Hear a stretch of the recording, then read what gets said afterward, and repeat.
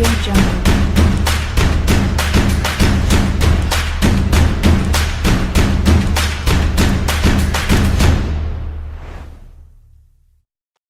going to call us racist? You're going to call us potential Timothy McVeighs? Fuck you. War.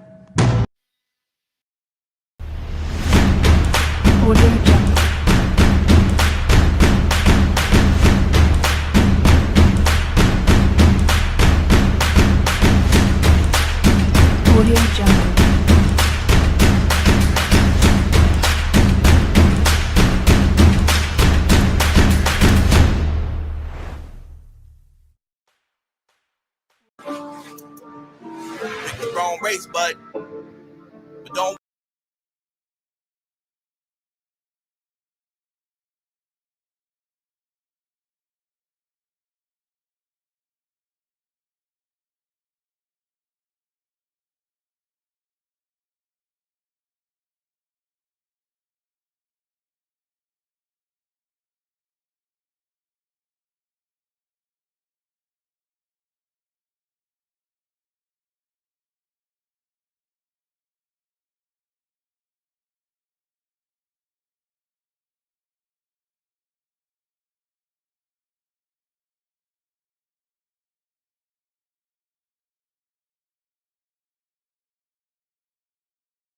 That's what required, I don't go get it. I am not compliant.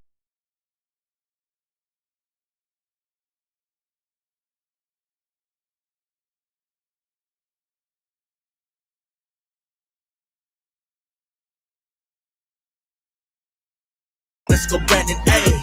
Let's go, let's go, let's go, Brandon A. Let's go, let's go, let's go, let's go. Joe Biden, oh yes, he must go for what he did to the 13. Just know that I'll never let go. Military, all my vets know my family like Toretto. Yes, I'm furious on petrol. Let's go, let's go, let's go, let's go. Joe, you nuts like Chippendale. If you think that you'll ever earn her, you a senior touching juniors. Can't you let her finish school first? You like them 11, call 12, and I hope if 13 hunt you. And my smoke, you do not want it. All my lines are dope like Hunter. Broski, I'm Apollo Creed's only legacy of the rap scene. It's the Marine artillery, shot more arms than a vaccine. Ain't doing nothing for the human races. You just ruin things and you the biggest racist. You the biggest lie, but you ain't on fire like you Will Ferrell out of Talladega. Let's go, let's go, let's go, let's go, Brandon A. Let's go, let's go, let's go, Brandon A. Let's go, let's go, let's go, Brandon A. Let's go, let's go, let's go, Brandon A. America don't care about you, Joe. I thought that you should know. Got us rolling back the curtains on the stage you done set. Treat you more like Alec Baldwin since been a prop is now a threat. Ooh. Most popular president in U.S. history. How they calculated that still remains a mystery. Economy isn't great, containers stuck at bay, and you have no current plan for the caravan on its way. Talking build back better, more like build back broke. Gas prices so high to make a dope fiend choke. As a veteran, I try to respect the commander-in-chief, but if I'm honest, let's go Brandon brings amazing relief. Let's go, let's go, let's go Brandon A. Let's go, let's go, let's go Brandon A. Let's go, let's go, let's go Brandon A. Let's go, let's go, let's go Brandon A. Let's go, let's go, let's go Brandon A. Let's go, let's go, let's go Brandon A. Let's go, let's go, let's go Brandon A. Let's go, let's go, let's go Brandon A.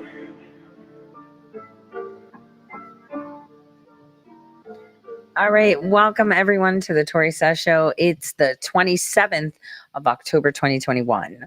Now, it's Wednesday, and I guess the one thing that I can say, and I don't want to say too much, is things always happen for a reason. And the fact that I have to be more careful because this is not a game. Those that are very close to me know exactly what's been going on. I didn't want you guys to, feel like,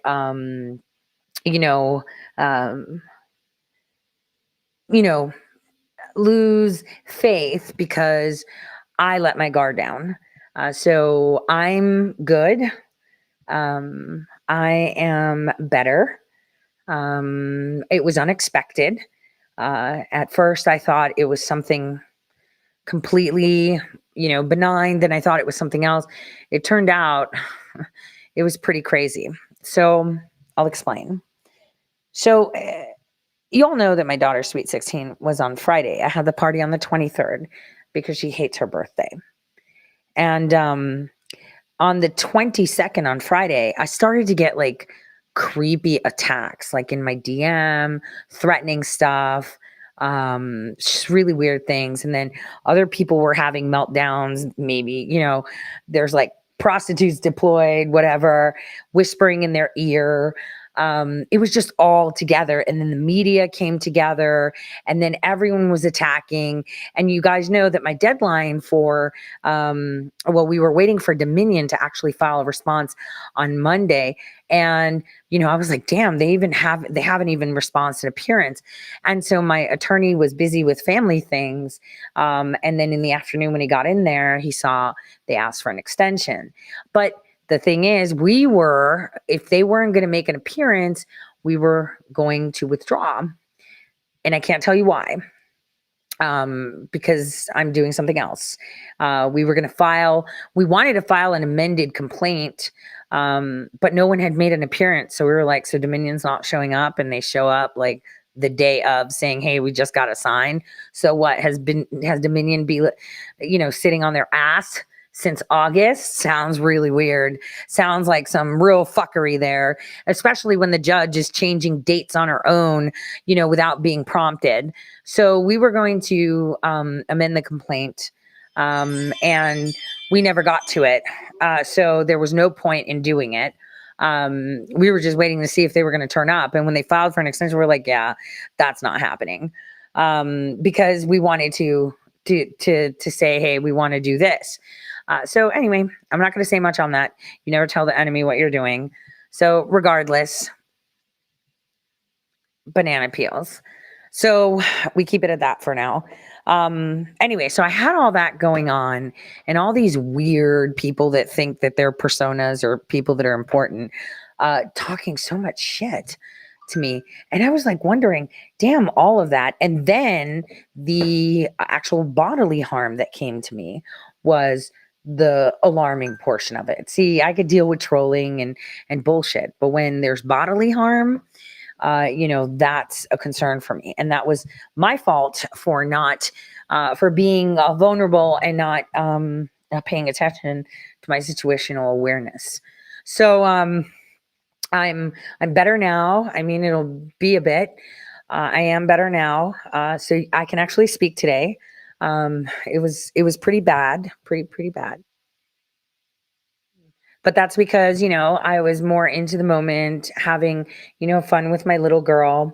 And I mean, all aspects of it, anything that could go wrong went wrong. But when the attack came to me, now that's scary. Regardless, today I'm going to introduce you to some really important targets of our fight against tyranny. We're going to talk about these things. I mean, we already know we need to impeach Obama, right?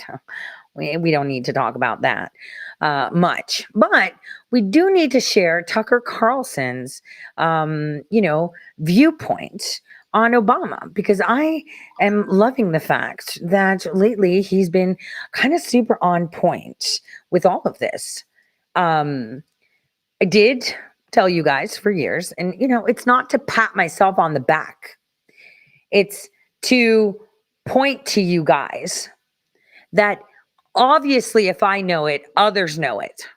So the question you should be asking yourself is, one, those that haven't been saying shit are covering up so it can happen, or two, they're just stupid and a waste of your time.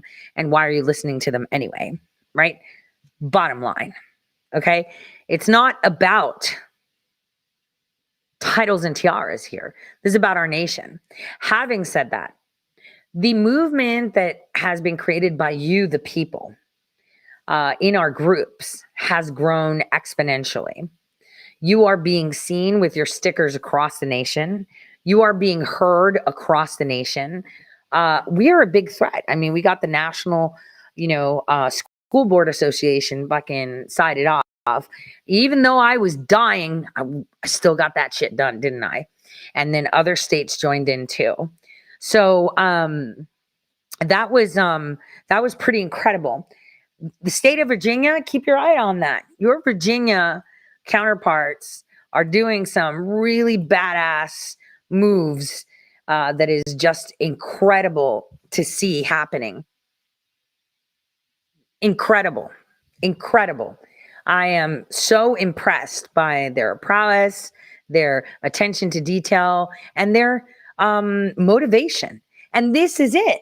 Because, you get a lot of these people in the groups, and it's like, that's where you cut them out. When someone tells you there's no hope and, oh, you can't fix this. Don't you get it? We're going to lose. We're all going to die. Nah, nah, nah, nah, nah, right? You need to excise them, right? Excise them like an orchiectomy, where you remove testicles. They're just that unnecessary third testicle nobody needs hanging around, right? This is where you remove them, right? And we talked about the beginning of the year in January, how we need to start getting active more. We've been talking about it for a very long time anyway on the show, for those that have been around for a while. But you got a lot of sidetracking. You had these fake ass audit groups that have Josh Merritt, the one that sabotaged with Scamtilli, that the symposium, the Mike Lindell. They came and literally copied our roll call and then poached the ones that love titles and tiaras in your state groups to go over there. And they're not doing shit except for thumping information. I know a lot of people are like, we need to canvas, we need to do. No, we don't. We have other things we can fix. We have shit to fix. Those are distractions and rabbit holes you don't need to be putting yourself in.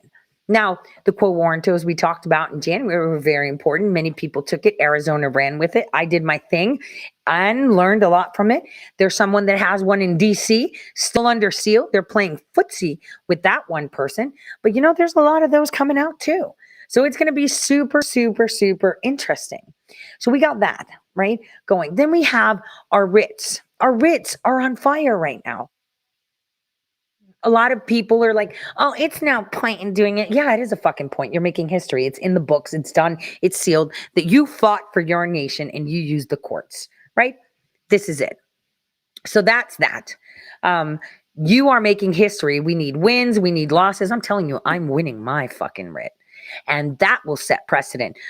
That is gonna set precedent, period. We've got Tennessee in court at their Supreme Court. So if anybody's in Tennessee, you should pop into the Supreme Court. You know what? I didn't even ask if it's going to be litigated online or in court, but you guys need to be right behind that. If that shit's being streamed, I'm going to be streaming it for you on Friday. We're making history. Tennessee is being heard on Friday, and we have Jerry that actually filed it. She's able to stand on her own. We don't need lawyers to talk about freedom and constitutional. Yeah, jargon. No. We can easily do this ourselves. Remember, the courts are for the people. So she's in the Supreme Court.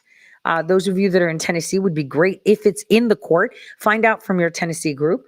We should all support it. If there is a online listening thing, call thing, whatever, I'm streaming that shit for everyone. I'm just letting you know. So we're making waves. And this is storm week, and it's gonna be a big storm. You guys are the ones that are bringing it, and they haven't realized that yet, but they will. I mean, they have. They know. And this is why this cultivated attack would shock me, because it was so multifaceted. It blew my mind. It blew my mind just how elaborate and detailed it was. I mean, but like I said, the direct assault on me was the problem.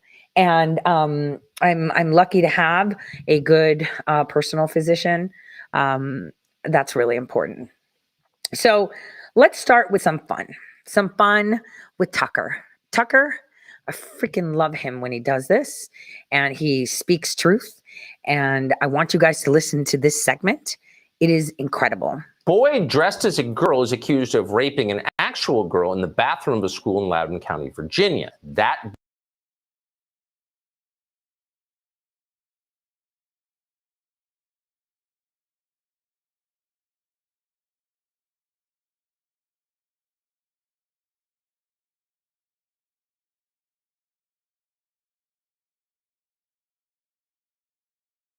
assaults occurring in our restaurant. A boy dressed as a girl is accused of raping an actual girl in the bathroom of a school in Loudoun County, Virginia. That boy apparently has just been found guilty by a judge. The father of the girl who says she was raped is called Scott Smith, and he said he plans to file a lawsuit against the school system over this, and that can't come too soon. At a recent school board meeting, the superintendent of Loudoun County Schools, a guy called Scott Ziegler, said, quote, "We don't have any records of assaults occurring in our restrooms because, of course, they couldn't be bothered to keep track." What does that have to do with the equity agenda? Nothing. What do we care about our students? Nothing. So students walked out of school today in Loudoun County into protest. Luke Rosiak is with the Daily Wire. He broke this story and deserves the credit for it. He joins us tonight with an update. Luke, thanks so much for coming on. Everything about this story is stomach turning. Tell us where we are tonight, please. Well, yesterday the kid was convicted in court of both assaults. The first one that happened in a bathroom where he was convicted of rape. And then the second one where the school didn't tell anyone it had happened, transferred him to a different school, and he was arrested in October 6th. So, I broke that story on your show a couple weeks ago and in the Daily Wire. And most of the media largely ignored it because they said it was unsubstantiated. 2 days ago, Barack Obama alluded to it while campaigning with Terry McAuliffe, calling it phony right-wing outrage. Yesterday, everything was substantiated in court, including a bizarre detail that the fact that this kid was wearing a skirt is actually central to his defense. He claims that his wristwatch got caught on the skirt he was wearing while he was hanging out in the girls' bathroom, and that caused inadvertent sexual contact to occur. So Barack Obama, who really is a heartless monster, and I'm glad that's clear to everyone now, described the rape of a child as phony right-wing outrage? This is what, he's talking about, parents being up in arms in Virginia and basically claiming it's all cultural war stuff. First of all, I never really cared about the fact that this is transgender. The bigger issue here is that school districts do not have the same priorities as parents. And that's really right. What Terry McAuliffe hit the nail on the head with, saying, he doesn't think parents should be telling schools what to teach. The head of the teachers union said something similar this week. So the issue is, what's the appropriate role for parents in schools? And the Democrats seem to think they don't have one. These are our kids. We're going to raise them in these government schools. The problem is the main case study that they had for this Parents Are Bad movement, it turned out to be a total hoax. I mean, this guy who was arrested, and, he looks like a blue collar guy. He's angry at school board meeting. They thought he was a bigot. Maybe he was opposed to masks. The clip that the media had the whole time of him, you can hear his wife screaming at the end as her husband is hauled away in handcuffs. My daughter was raped in school, and this is what happened. So no one asked this guy why he was mad. We also found out this week that the White House worked with the National School Boards Association to write the letter that called this guy and other parents domestic terrorists, which the DOJ then used to justify FBI involvement. Yeah, so your daughter gets raped in a school bathroom, the school doesn't care or even keep track of the rape, and then you get denounced by the president and the DOJ as a domestic terrorist for complaining about it. It really does tell you everything, and we wouldn't know this without your reporting. Luke Rosiak, thank you. Thank you. Hey, Sean Hannity here. Hey, click here to subscribe to Fox News YouTube page and catch our hottest interviews and most compelling analysis. You will not get it anywhere else. So now we're all terrorists, right? When we go to school board meetings. And this is why everybody, see how the bait goes? They use the shit that I said, right? And what we did with the federal lawsuits, and they wanted us to be labeled as terrorists. There is a list of crimes that parents do, supposedly, and that they have requested, they have feds everywhere demanding that parents get, put in their place for even thinking of appearing. They have the most disgusting rhetoric ever. And, Josh Hawley and Senator Tom Cotton actually did an amazing job. I want you guys to listen to Josh Hawley first. Here we go. Justified on this letter from the National School Board Association that we now know the White House was involved in writing. They've retracted the letter. They've apologized for the letter. They say they regret the letter, but you won't retract the memo and said earlier that you have no regrets. And you've defended yourself repeatedly today before this committee by saying, well, you're focused on violence. But now, of course, we've seen the memo from your own Justice Department advising state and local and other prosecutors about all of the different federal causes of action that they can bring against parents that are not about violence, they're about harassment and intimidation. I'm looking here at this memo. It identifies no fewer than 13 possible federal crimes involving harassment and intimidation, including making annoying phone calls.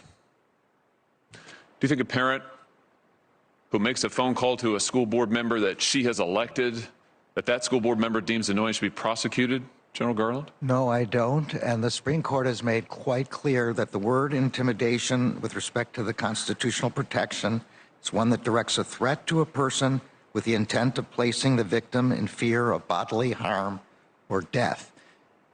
Prosecutors who investigate these cases know the Supreme Court's. This is a very famous leading case. Prosecutors do, but parents don't, General Garland. Do you think that a parent who looks at the 13 different federal crimes that your Justice Department has identified they might be subject to and prosecuted for, like making annoying phone calls, do you think that they're going to feel that they're welcome to speak up at a school board meeting? How about this one?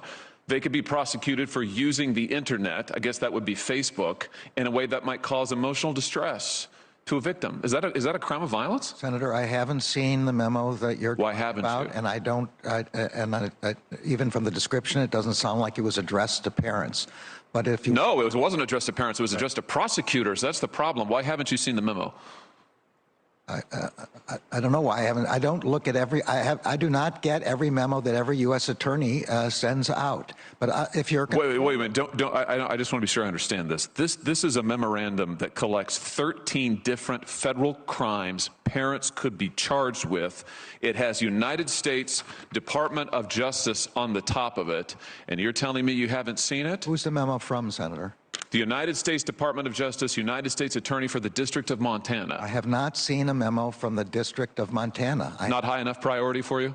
It's not. That's not the question. I don't. It is the question. Answer my question. Is it not a high enough priority for you when you're threatening parents with 13 different federal crimes? These aren't crimes of violence. You've testified today you're focused on violence. That's not what your U.S. attorneys, they work for you. That's not what they're saying.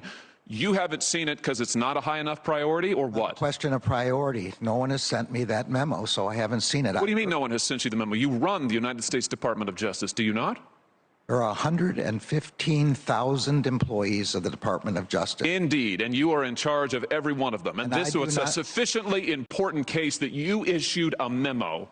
You, over your signature, issued a memo involving the FBI and the Department of Justice in local school boards, local school districts. Your U.S. attorneys are now threatening prosecution with 13 different crimes, but it's not a high enough priority for you. It got lost in the mix. I'll send again. I've never seen that memo. That's what concerns me, General Garland.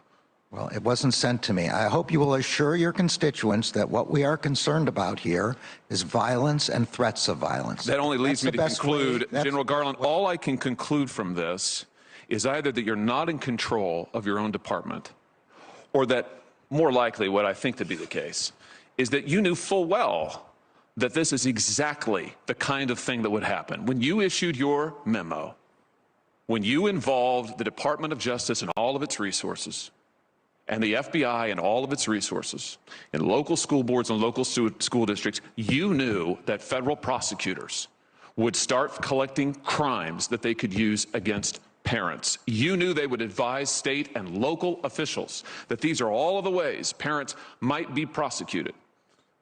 You knew that that was the likely outcome. And that's exactly what's happened. And we're talking about parents like Scott Smith, who's behind me over my shoulder. This is a father from Loudoun County, Virginia. Here he is at a school board meeting. He was forcibly restrained. He was assaulted. He was arrested. Why? Because he went to an elected school board meeting. He's a voter, by the way. He went to an elected school board meeting to raise the fact that his daughter was assaulted, sexually assaulted, in a girl's restroom by a boy. This is what happened to him. Now, you testified last week before the House that you didn't know anything about this case. I find that extraordinary because the letter that you put so much weight on, the letter that's now been retracted, it cites this case. It cites Mr. Scott's case directly. There's a news article cited in the letter. It's discussed in the letter, but you testified you just couldn't remember it. Maybe this will refresh your memory. Do you think people like Scott Smith, do you think parents who show up to complain about their children being assaulted ought to be treated like this man right here? Parents who show up to complain about school boards are protected by the First Amendment. Do you think that they ought to be prosecuted in the different ways that your U.S. attorneys are identifying? If what they're doing is complaining about what the school board is doing, policies, curriculum, anything else that they want to, as long as they're not committing threats of violence, then they should not be prosecuted, and they can't be. Let me ask you about this. Several of my Democrat colleagues have today, just today in this hearing, multiple times have compared parents who show up at school board meetings, like Mr. Smith here, have compared them to criminal rioters. You think that's right? You think that a parent who shows up at a school board meeting, who has a complaint, who wants to voice that complaint, and maybe she doesn't use exactly the right grammar, you think they're akin to criminal rioters? Do you agree with that?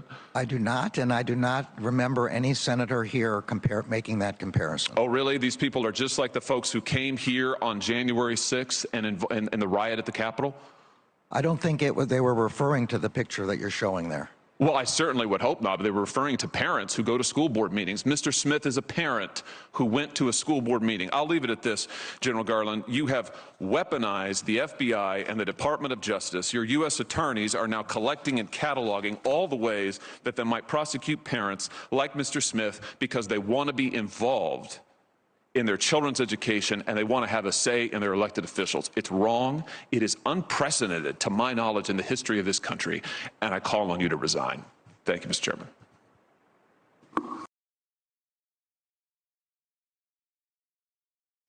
Boom. So we started that. It was all us that were going into these meetings.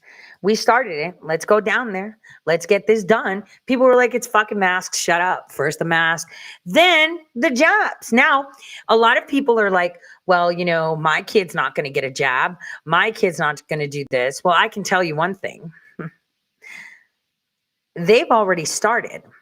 Now, again, I say this, you know, a little bit upset, I guess, only because how the heck did I not see it? Sorry, how the heck did I not see it?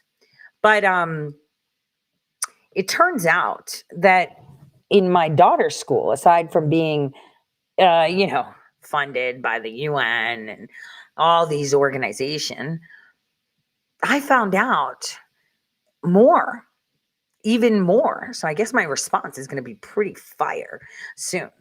But when you send your kids to school, they kind of get the same lunch tables as prisoners, food slop like prisoners, and they're educated on how they need to talk, how they need to walk, right? That's how it is, right? That's how they do it. And but did you know that some of them actually have clinics on site? Yeah, they do. Here we go. At the Wellness Center, we provide a pretty good amount of services. Matter of fact, we probably provide more services than most minute clinics or... I just wanted to say, this is at Mayfield School District. They provide flu shots, biometrics, physicals, well visit, minor injuries, mental health services, skin condition, health maintenance exam, women's health exams, vaccinations, and more. Urgent care centers. The services here at the Wildcat Health Clinic are open to anybody who has the insurance benefit, the health insurance benefit, as well as those who have the life insurance benefit. When an employee walks in our clinic, they'll be greeted by Jacinta Jones, who is the medical assistant at the front desk. She will get them signed in and then get them taken back to a room. We have a very gracious space. There's 3 exam rooms and a very confidential setting. Invite anybody who hasn't been here to come on over and take a look. It's really quite nice.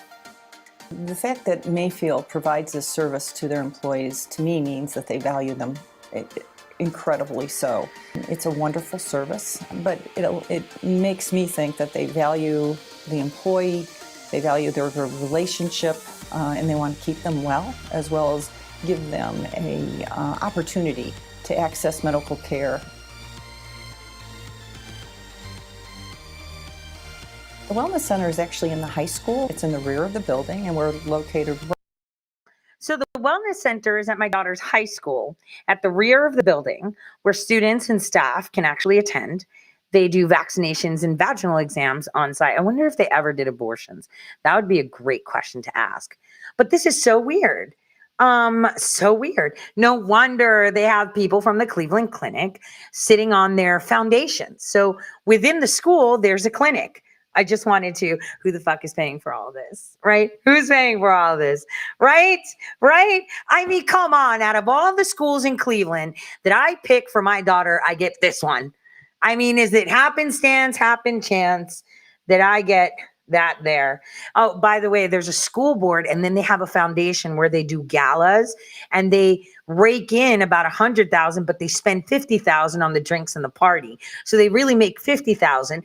And then the people that are on the foundation actually get all the architecture and other business deals that have to do with the school. So the Cleveland Clinic built a clinic within the school grounds. This is a problem, but let's continue. Right next to the fitness center where the blue canopy is.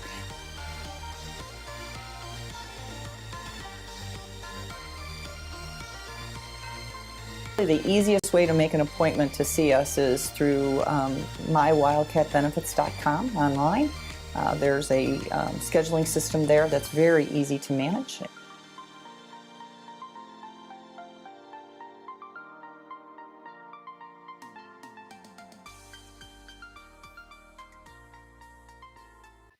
So interesting.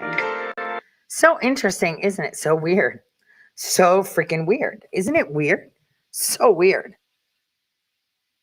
So it's just astonishing how these people are fighting me, that they haven't implemented a healthcare fucking system with my tax dollars on school ground. I don't give a shit if it's for, it's targeted for our employees, but the students can use it too. I don't give a shit.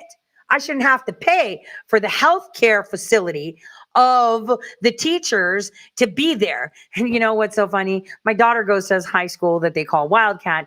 I am a UK Wildcat. I mean, the synchronicity of this is just insane, but that's okay because they're going to lose hard, fucking hard. This is just more on it. I mean, come on. There's more. I want you guys to see Senator Cotton go at Merrick Garland. He did a fantastic job talking about how parents are now terrorists. Remember, the left right now are in a position where these idiots get offended with everything. They consider everything a threat. Even my communications to them, I'm going to fucking remove you and you're going to pay for the crimes that you committed. I mean, $600 million? What? With students, about 4,000 students, you have $600 million in the bank. The fuck are you doing? So there we go. Excuse my French. I get so irritated on that stuff. So irritated. But I digress because I know a lot of you have other schools in your own states and cities that do the same crap.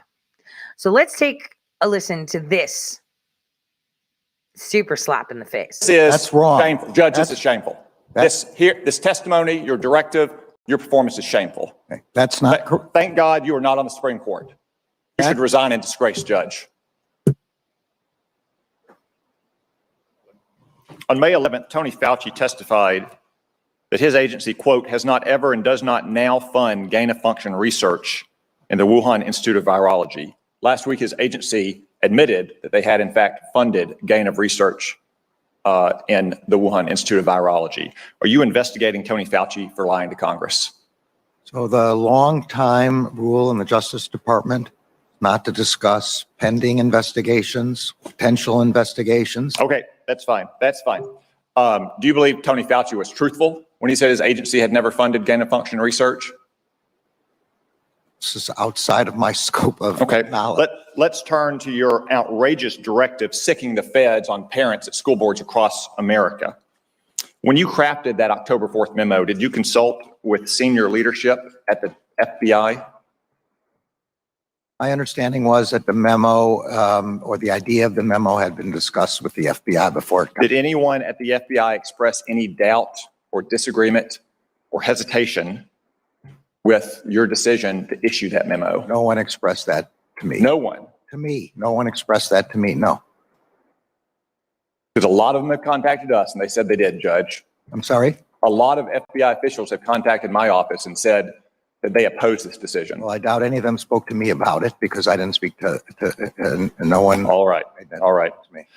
Judge, you've repeatedly dissembled this morning about that directive. For instance, about the National Security Division. Chuck Grassley asked you a very simple question, why you would sick the National Security Division of the Department of Justice on parents. John Cornyn asked you the same thing. You said it wasn't in your October 4th memorandum, it was in another office's memorandum. It was another office's memorandum, Judge. It was in a press release from your office right here in front of me, October 4th, 2021, for immediate release. You're going to create a task force that includes the National Security Division. What on earth does the National Security Division have to do with parents who are expressing disagreements at school boards? Nothing in this memorandum or any memorandum is about parents expressing disagreements with their school boards. The memorandum makes clear that parents are entitled and protected by the First Amendment to have vigorous debates. We don't, the Justice Department is not interested in that question at all. It is Okay, so even in that case, what is the National Security Division, Judge? These are the people that are supposed to be chasing jihadists and Chinese spies. What does the National Security Division have to do with parents at school boards? This is not, again, about parents at school boards. It's about threats of violence. Okay, let me turn to that because you've said that phrase repeatedly throughout the morning. Threats or violence and threats of violence. Violence and threats of violence. Yeah. We've heard it a dozen times this morning.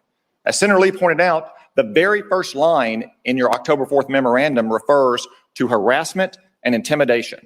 Why do you continue to dissemble in front of this committee that you are only talking about violence and threats of violence when your memo says harassment and intimidation? Senator, I said in my testimony that it involved other kinds of criminal conduct, and I explained to Senator Lee that the statutory definitions of those terms and the constitutional definitions of those terms involve threats of violence. Okay, let's look at one of those statutes you cited. Yeah. Section 223. Yeah. That statute covers the use of not just telephones, but telecommunications devices to annoy someone.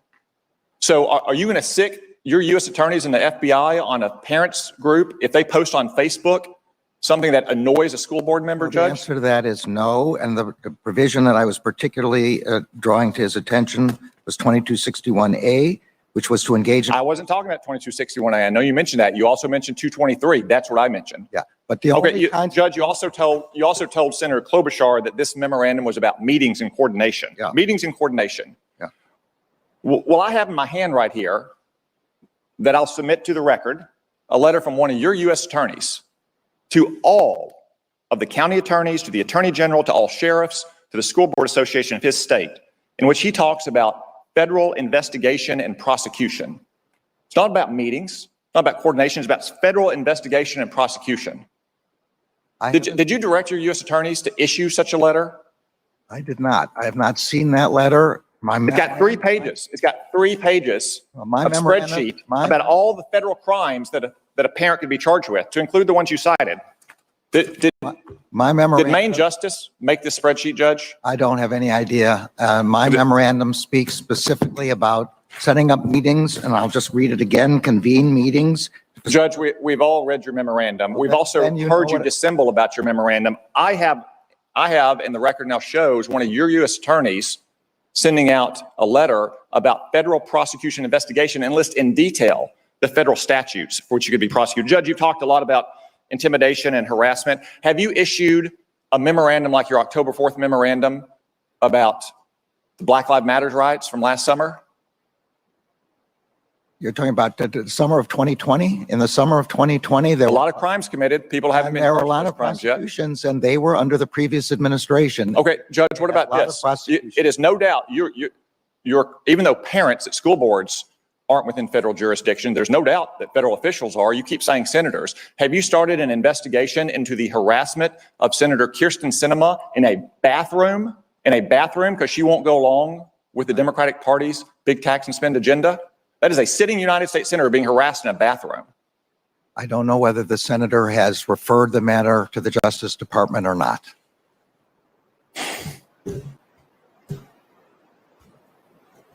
You've cited as the basis for that directive the National School Board Association's letter of September 29th. Was that directive being prepared before September 29th, before the School Board Association letter was issued? I don't believe so. Certainly, I didn't have any idea. So it was only prepared okay, I think that answers the question. I already answered that question So you keep citing the school board letter and news reports. Right. One of the news reports cited in that letter, which you presumably mean, is from Loudoun County, Virginia. No, that is not what I was talking about. Well, you keep citing news reports, and that's the most prominent news report that anyone in America has seen. That refers to Scott Smith, whose 15-year-old daughter was raped. She was raped in a bathroom by a boy wearing girls' clothes, and the Loudoun County School Board covered it up because it would have interfered with their transgendered policy during Pride Month. And that man, Scott Smith, because he went to a school board and tried to defend his daughter's rights, was condemned internationally. Do you apologize to Scott Smith and his 15-year-old daughter, Judge? Senator, anyone whose child was raped is the most horrific crime I can imagine, and is certainly entitled and protected by the First Amendment to protest to their school board about this. But he was cited by the School Board Association as a domestic terrorist, which we now know that letter and those reports were the basis for your. Senator, this is that's wrong. Shameful. Judge, this is shameful. This testimony, your directive, your performance is shameful. That's not. Thank God you are not on the Supreme Court. You should resign in disgrace, Judge. He's all sorry, that stupid bitch. General Garland, do you want to complete your answer on? Okay, I wasn't sure there was a question there, but let me be clear. The news reports I'm talking about were not the news reports in that letter. They were other news reports that everybody here has heard about, subsequent reports that everybody has heard about. There is nothing in this memorandum, and I wish if senators were concerned about this, they would quote my words. This memorandum is not about parents being able to object in their school boards. They are protected by the First Amendment. As long as there are no threats of violence, they are completely protected. So parents can object to their school boards about curriculum, about the treatment of their children, about school policies. All of that is 100% protected by the First Amendment, and there is nothing in this memorandum contrary to that. We are only trying to prevent violence against school officials. Thank you. Yep. If you believe that, you believe everything. Obama, there's some presents coming out for you. I want you to remember this. I'm going to start a little bit of a showcase. I like to showcase people. Remember when I showcased Jamie Raskin before the elections, just how important he was going to be? And it was like early 2020 where we did this whole Jamie show. Well, I'm going to show you this show. This guy's really, really important to me. So I'm going to introduce you to some guy. There's like a joke about that. Comes that guy. Do you remember this clown? Please tell me you do. You've got to remember this guy. Hold on.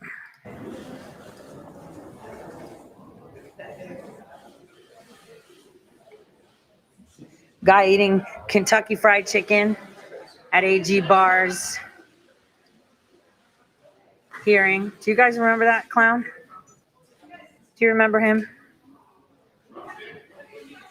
You remember him eating Kentucky Fried Chicken? He thought he was so cool. Shit. Dang. I got this little bitch tied up. I'm just saying, look at him. Pay attention. He's enjoying it. You're enjoying the show, right? Right? Look at him. Guy from Tennessee eating Kentucky chicken. And I want you to listen to this audio quickly of what he said about Marsha Blackburn. The big orange president, that's not somebody from Knoxville. He's going to come down here and he's going to endorse Marsha Blackburn. Because Marsha Blackburn, if he says, jump off the Harahan Bridge, she'll jump off the Harahan Bridge. I wish he'd say that. He just said he wishes that Marsha Blackburn would jump off a bridge because he said if President Trump told her to jump off a bridge, she would. So it's important that he do that because we need to get her out, let her jump. Now, this man, he's in Tennessee. He's been a congressman forever. Every 2 years, he seems to be elected all the time, like all the time. He totally hates the GOP. I guess we share that commonality because I kind of feel like the GOP is like, as I said, like an MLM scam. The DNC and GOP, we give our local GOP, that gives the regional GOP, that gives the state GOP, that gives the money to the big grand enchilada GOP. And then we have people like the schlaps that tell us who we're going to. Well, you know, on your state GOP, they decide which guy you're going to vote for because even if your guy goes up, they decide, they don't put him on the ballot. They're just like, nope, we're only endorsing this. Who the fuck are you? No. But I'm going to take you back in time, about a decade. Let's see what this guy has to say and how he speaks. AC 360, CNN weeknights 10 Eastern. How can you think that it's appropriate for a member of Congress on the floor of the House to compare the statements made by Republicans about health care to lies about Jews told by Joseph Goebbels and other Nazis? How is that appropriate? Well, appropriate because it was the same process. Obviously, I don't think Republicans are Nazis, but they used the same means that Goebbels used, which was to have a short, concise idea and repeat it over and over and over again. But you're essentially comparing them to Nazis. No, I don't think I was, and I certainly didn't intend to. And when you do a open session like that on the floor, you speak off the cuff. But no, Goebbels was the master of political propaganda. And as evil a man as he was the master of this. And when people use it and use lies over and over and over again, whether it's killing grandma, whether it's government health takeover of health care or any of those things, somebody has to stand up and say, hey, wait a minute, but lie. If you weren't trying to compare them to Nazis, you wouldn't have mentioned Nazis. I mean, you said their statements on health care are the same kind of lies that Nazis told. I didn't say Nazis. I said you said Goebbels. He's the chief propagandist for the Nazi party, and you said that. And you said the Germans told lies about the Jews, and that led to the Holocaust. You're saying they're doing the same kind of thing that the Nazis did. That's comparing them. Well, I didn't intend to do that. I didn't think I did. He is the master political propagandist. And if he wrote treatises on it, he had rules. He is the major person. If you want to talk about political propaganda, the person you talk about who mastered it in terms of the big lie was Goebbels. So you're standing by. The big lie is Goebbels. Remember what we found out? Remember, I'm going to take you back in time. So first, and I was lining up the other one. Damn it. Hold on. I forgot he said that, didn't I? I totally forgot he said that. Give me a second, because this is going to be fun. Hold on a second. Let me see. Is this it? I think this is it. Hold on. Let me just see that this is it. I'm going to show you my BLM video that I did months ago, right? Because I said Black Lives Matter. I told you that they were going to come with us. But no, Tory's so dumb. And it's like, here's my Black Lives Matter video. Let's take a look at it quickly. 22% of Chicago's deaths have been among Black Chicagoans. I stood before you and talked about the fact that Black folks were dying at 7 times the rate of any other demographic. Of course, African Americans are being disproportionately affected by COVID-19, and D.C. is no exception. Blacks represent more than 2 times the cases of any other demographic. They're 79% of the 285 deaths in Washington, D.C. This virus affects Black people. It hits us more harshly.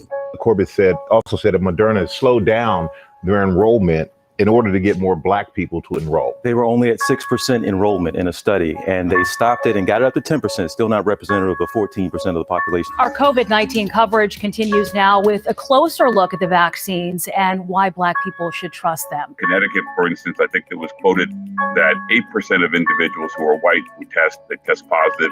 Over 30% of individuals who are Black are testing positive. They're knocking on hundreds of doors to build trust in getting the COVID-19 vaccine. The key to NYC Pass will be a first-in-the-nation approach. It will require vaccination. The pseudoscience of eugenics, more than 30 states passed laws allowing for the forced sterilization of so-called defectives. And took my child, and when they did that, they sterilized me. What do you think I'm worth? State officials declared Riddick feeble-minded and unfit to have children. The population question is a great concern today. Do you feel that birth control is essential to keep millions of people across the world from starving? Well, I think the birth control will keep the population more or less static until you pick up your resources. The goal was to rid society of certain undesirable traits. Main reason is because I was poor and I am black.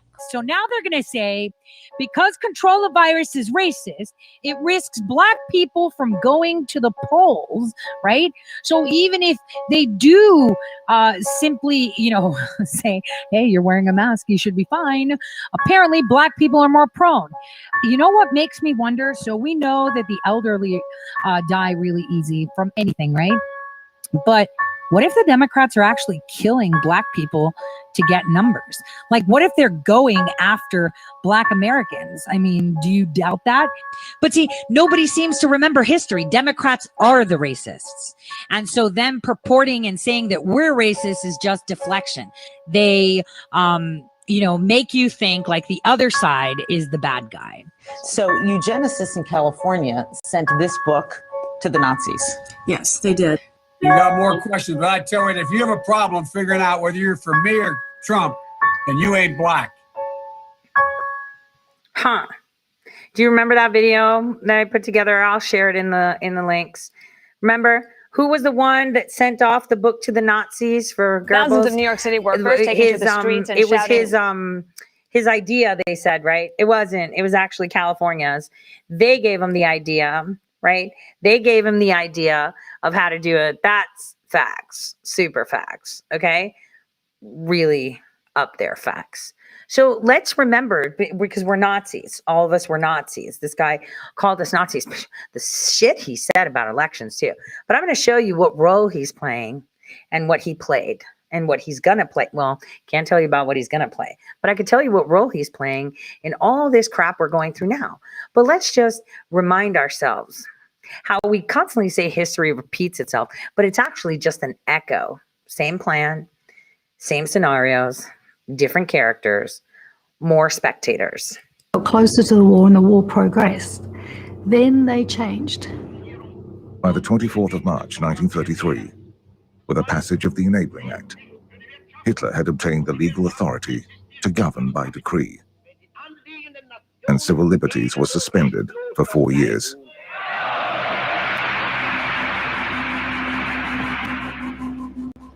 Basically, he took over everything which gives a state the power to exercise power, and he used it very ruthlessly. They made it clear that anybody who resisted them was going to have a nasty time. That very quickly established their authority. Never underestimate the weapons of the state to dominate a population and control a population.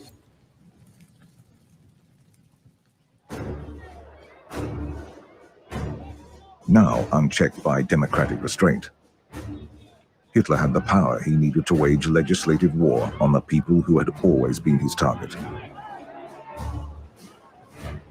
People he believed were a threat to his 1,000-year Reich. Jewish people made up less than 1% of the population.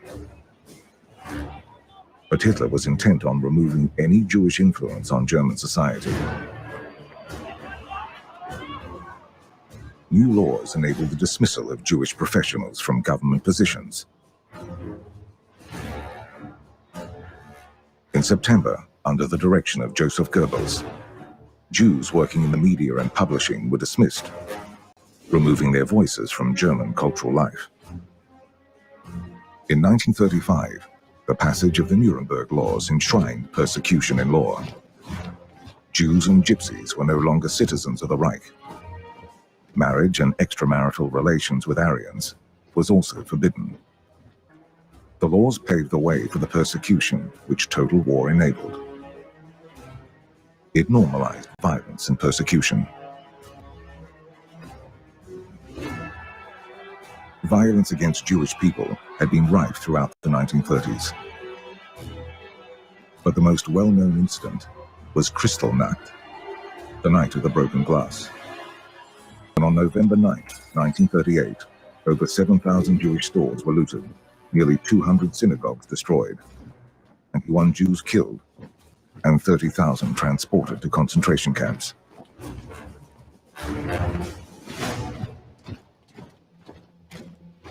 For Jews, it has had a deep impact on their consciousness and their memory, because most Jews realized, experiencing the burning of their synagogues, the destruction of their homes, the terror in streets, it symbolized the end of the German-Jewish relationship, of what was also called the German-Jewish symbiosis.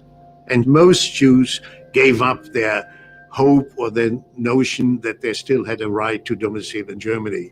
So that's why I think the CDC and the Biden administration needs to come out a lot bolder and say, if you're vaccinated, you can do all these things. Here are all these freedoms that you have. Far-left radicals have become increasingly desperate and increasingly dangerous in their quest to transform America into a country you would not recognize, a country in which they control every aspect of American life. Just as socialist and communist movements have done all over the world, they're cracking down on all dissent and demanding absolute conformity. They want total control.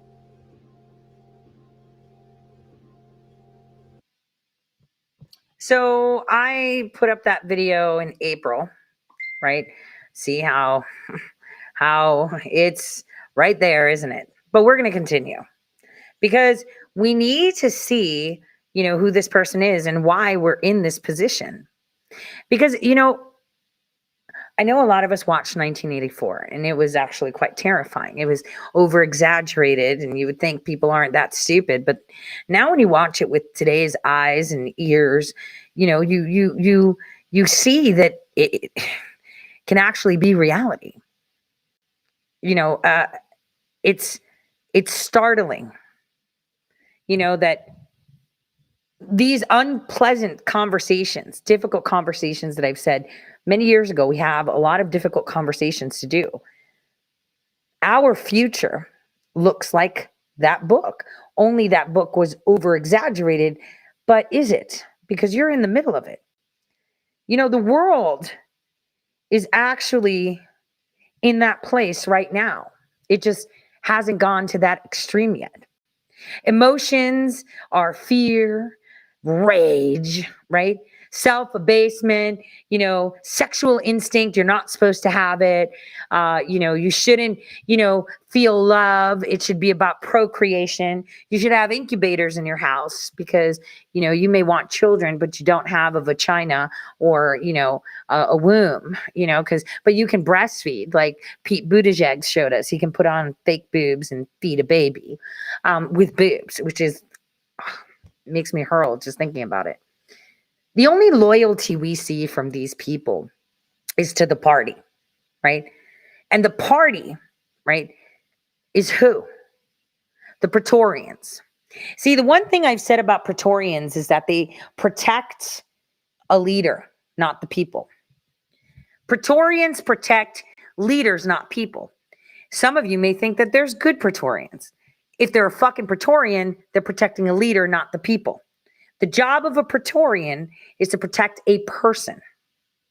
So we've got the Obama administration that was working in the background during a Trump administration, and now working during this administration, pretty much from a basement in an earpiece, telling Nancy Pelosi what to do. There's proof for that too. But that'll come later. Because what we didn't see is the people that actually made that, they put the nails on our coffin. And you didn't even know about it. Because usually when big legislation goes through, you know about it, right? But every single person that's in the Senate, Congress, sitting in a cushy SES position, president, vice president, staff, or whatever, They're intoxicated with power. We see it with people on social media. They think they're important. They think, my opinion is more important. My shit is more important. You need to bow down to me. I don't speak to peasants. And they get intoxicated with that power. And that's where they lose.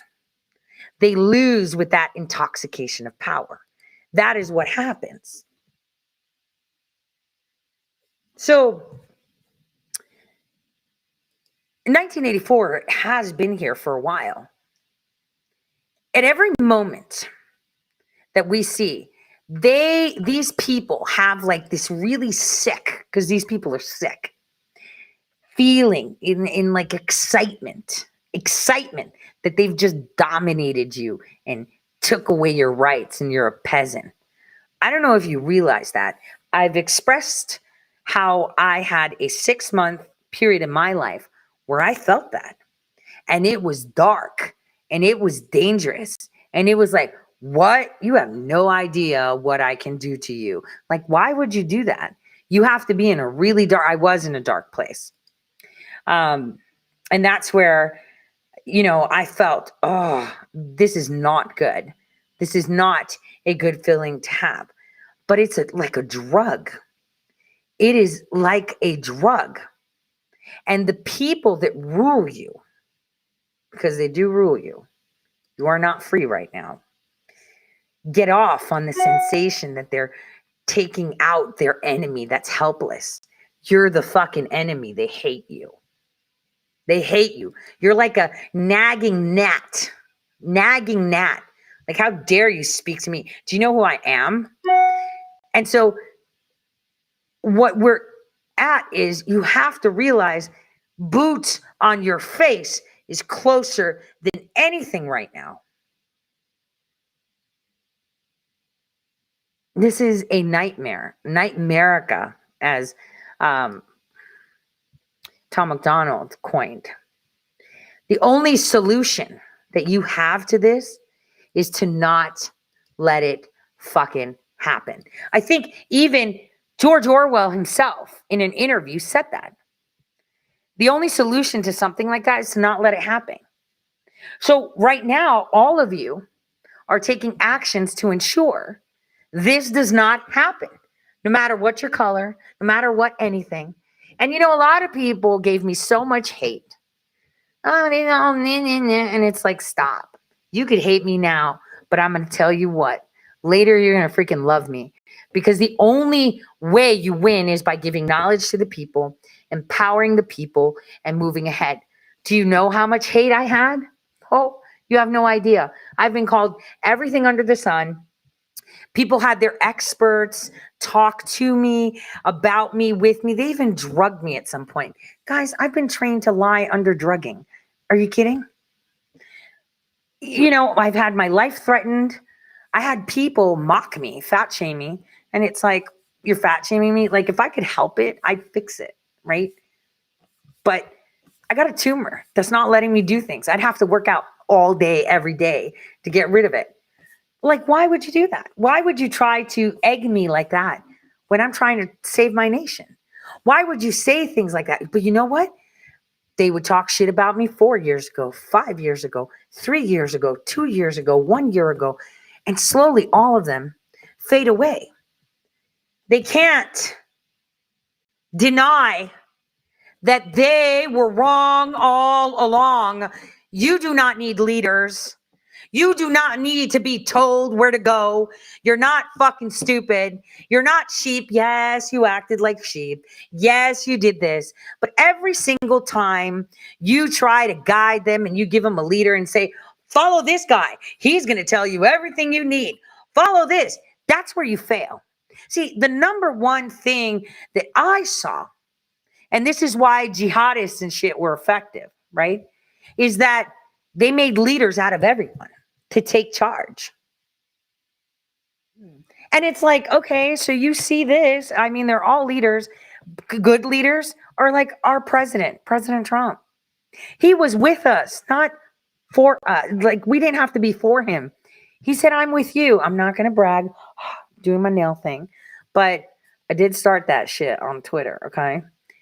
She says, I'm with her. He said, I'm with you, right? He is with us. He's just like us because he's fighting for the nation because he's part of it too. All these other people on their pedestals fight as if they're in another country and you're in another one. And this is the problem. They think you're all stupid.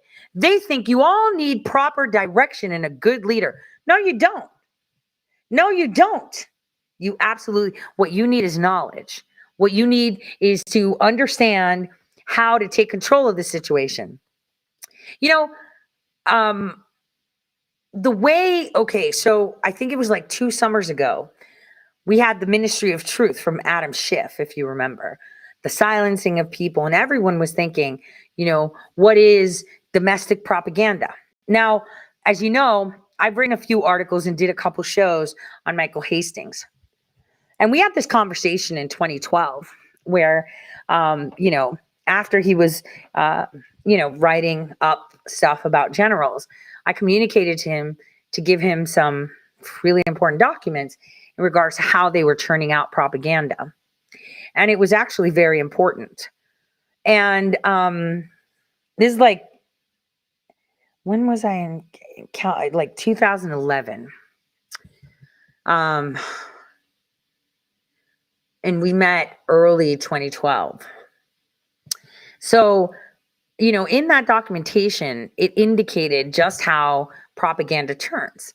I mean, obviously, it was all about, you know, creating news cycles and owning the news, which now they shamelessly own because even in their bill, they put money to pay the media. But when I gave them this documentation, it was evidence that they were churning out propaganda to come back to the US from the State Department. We've talked about this so many times. The Arab Spring shit. And you know what pissed me off? The reason I got in contact with him is because I have actually said this, so I can say this publicly. I was the one that booked the boat a year before Benghazi to get Chris Stevens across to where he needed to go. I booked it. I did that. I coordinated that transport via Greece. I did that. So I knew something was up when I saw that a certain division of the State Department was active. And I did tell you guys about this a long time ago, but I'm just repeating it.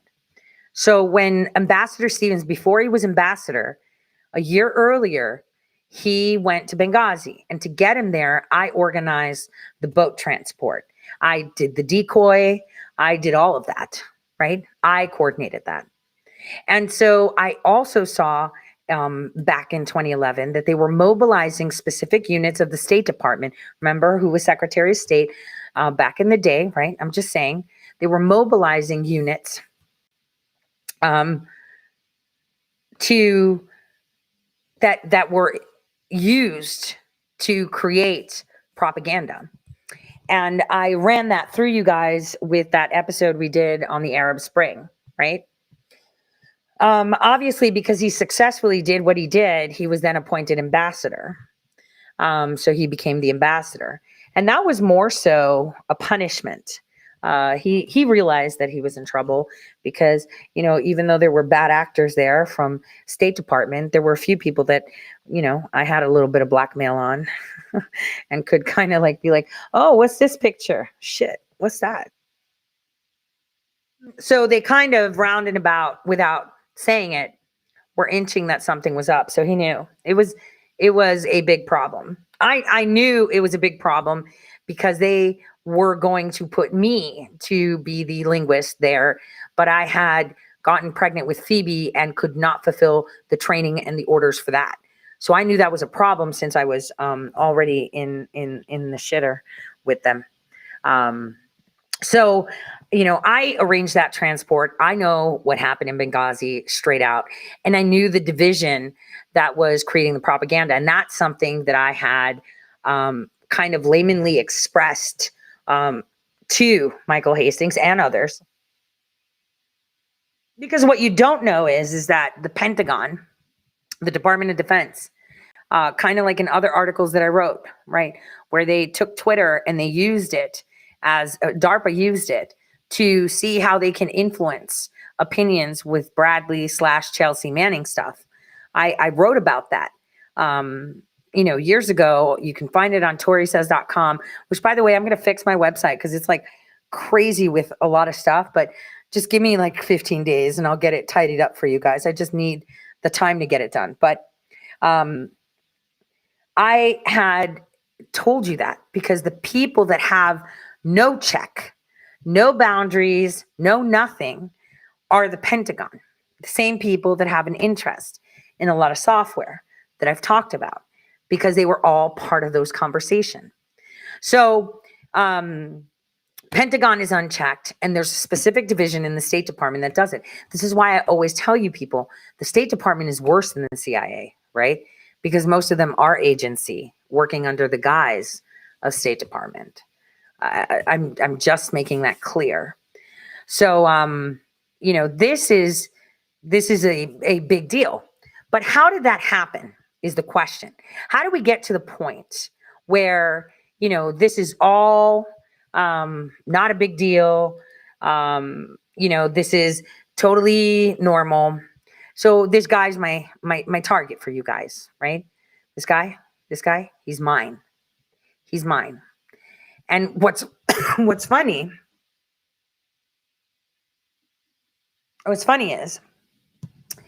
is that I was slammed down these past couple of days, recovering, and it was quite painful. But it was because of that. And I'll tell you why. First, I'm going to introduce you to what is fascism, right? Freedom of speech is freedom from rhetoric, right? If you're not allowed to speak outside of the rhetoric, then you have no freedom of speech. Take a listen. Rhetoric, Eco knew growing up in fascist Italy, was the cheapening of language, the emptying of all nuance, the slogan for the slogan's sake, and the deferring of critical thinking to the Duce, the Führer. When the fascist regime in Italy fell, the newspapers were full of stories of other parties, other viewpoints, of debate. That's when Eco discovered that freedom of speech is freedom from rhetoric. But what's actually going on when we use terms like fascist? It comes from the Italian fascismo, which literally means bundle of sticks, but how does its meaning change over time? In contrast to ideologies like liberalism or socialism, fascism as a concept has been notoriously difficult to define. One popular definition comes from historian Stanley G. Payne. He argues that fascism is defined by three things. First, the fascist negations, that it's anti-something, anti-communist, anti-liberal, etc. Second, the fascist goals, that it aims to create a nationalist dictatorship and regulate the economy. And third, the fascist style, that it has a distinct populist aesthetic that romanticizes something, i.e. the past. Another concise definition comes from Roger Griffin, who defines it as palingenetic ultranationalism, palingenetic meaning rebirth.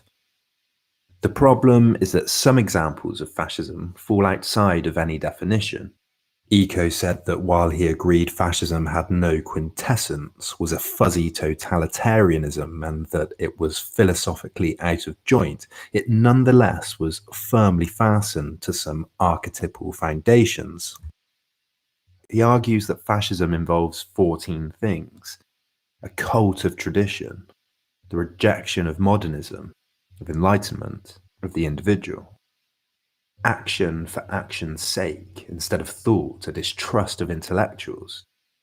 Disagreement is treason. Disagreement is diversity, while fascism seeks consensus. A mass frustration. Common purpose, nationalism, communitarianism. A sense of humiliation, an unjust but powerful enemy, say. Life is lived for the struggle. a contempt for the weak. Everyone can be the hero. Machismo, power, weaponry, sexual prowess. Selective populism, majority will. And newspeak, impoverished language. But how many of these are necessary for someone to be a fascist? Historian Roger Griffin describes a fascist minimum, but where does that lie? How many points are involved?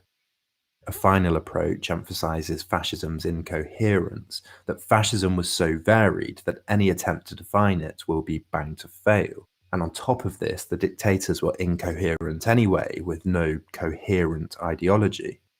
If this is true, does that mean that the term too is imprecise and then useless? The sociologist Max Weber argued that any concept had an ideal type. All concepts have a number of elements in common, even though some of them could be missing from any individual case. Take a dog. You could describe it as having 4 legs, 2 eyes, a tail, it barks, etc. But it can have 3 legs and still be a dog. It can not bark and still be a dog. So what's going on philosophically when we describe a certain person or a certain state of affairs as fascist? Are we really just describing? Up until the early 20th century, most philosophers of language thought that language was just that, describing the world. But in the 50s, the British philosopher J.L. Austin gave a series of lectures that changed that. Building upon Ludwig Wittgenstein's observation that we engage in what he called language games, Austin argued that in speaking, we're not just describing things, but doing something in describing them, and understanding that doing was central to any philosophical problem.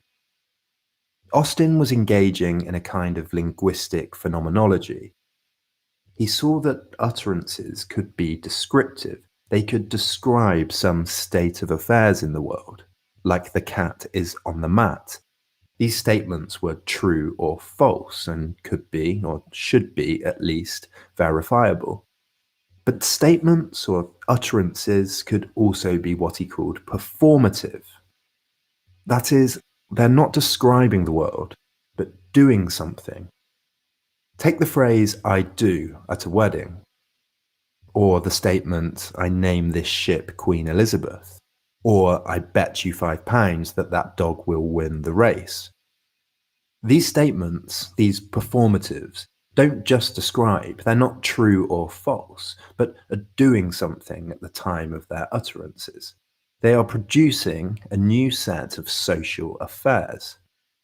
Austin argued that these performatives were subject to convention, that there are a certain set of rules that are understood by those engaged in the performative act. You understand the rules and traditions of the wedding and what it involves. You understand the nature of a dog race and a bet. Austin goes on to make a further argument, though, that rather than any statement being descriptive or performative, all use of language has a performative dimension. He said any utterance has 3 components: the locutionary act, the illocutionary act, and the perlocutionary act. The locutionary act is the saying of something receivable, the description or the articulation of something meaningful that other people can understand.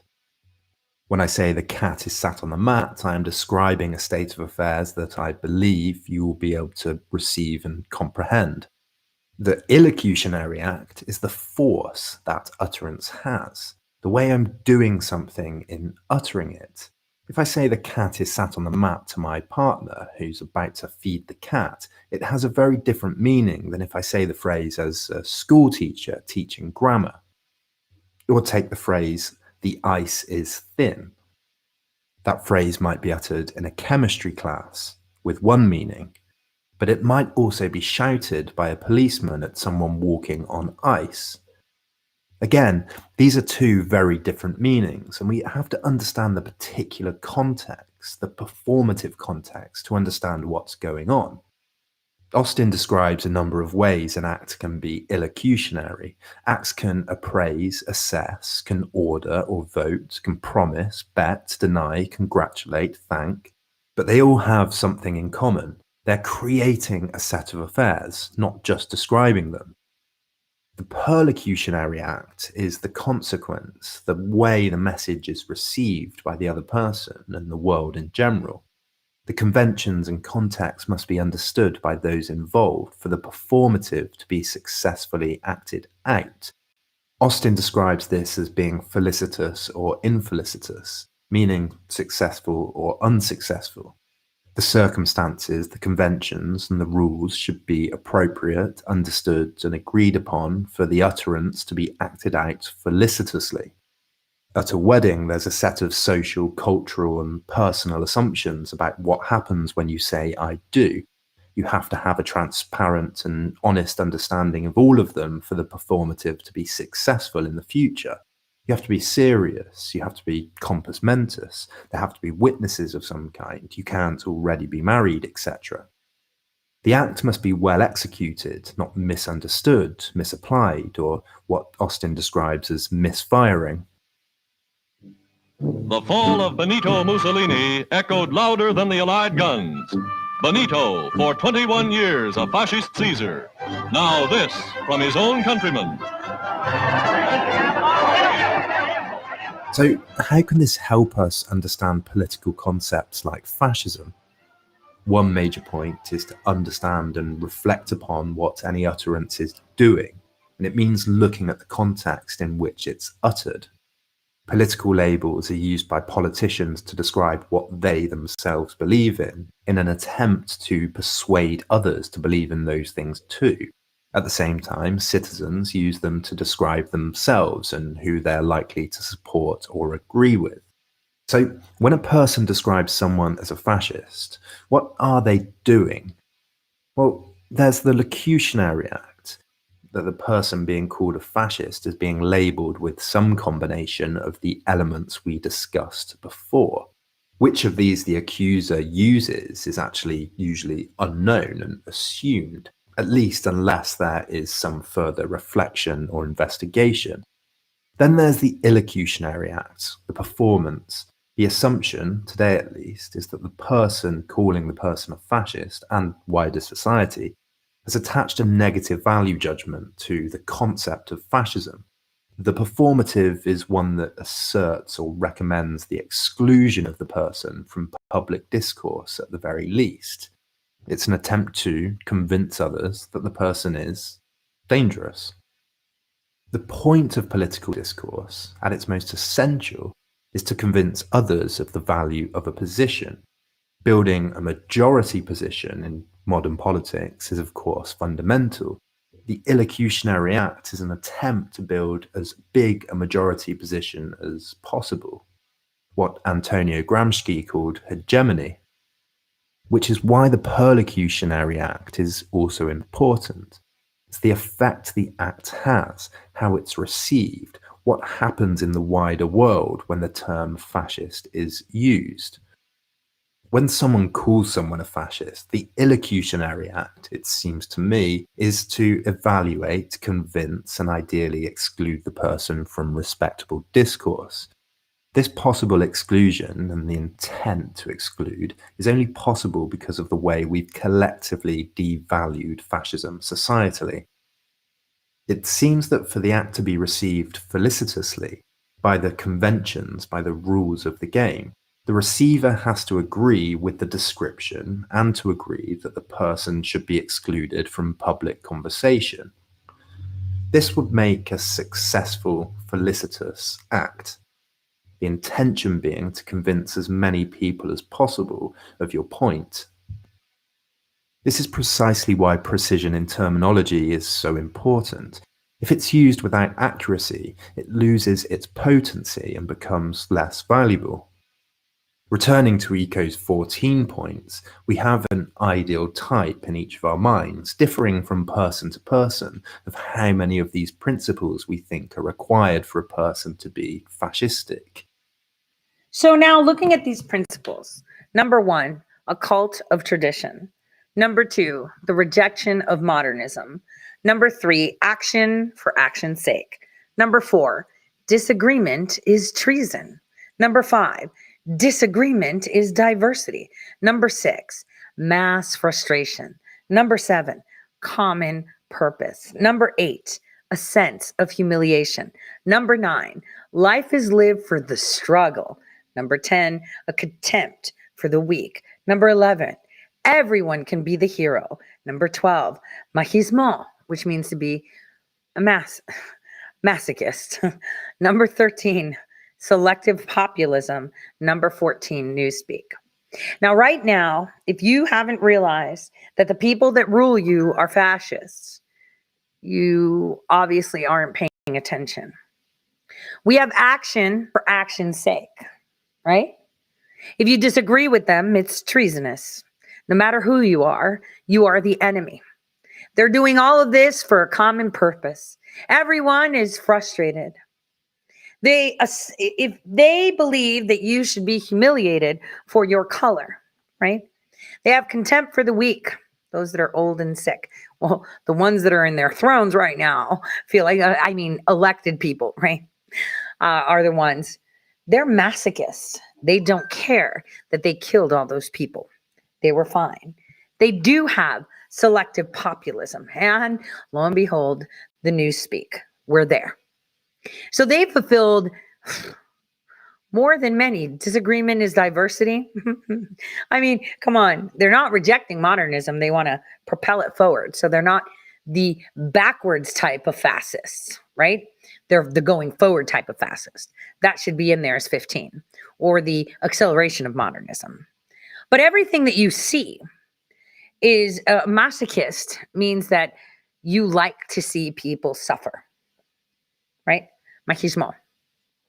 Well, it's masochismo. So would it be machism? Suffrage. But these are progressive fascists, basically. And we are living in a fascist environment. But how did we get here? So I'm going to take you back in time to 2011, where your wonderful Lindsey Graham gave a nice talk. And the ACLU purported it. The ACLU that hates anything conservative spotlighted it.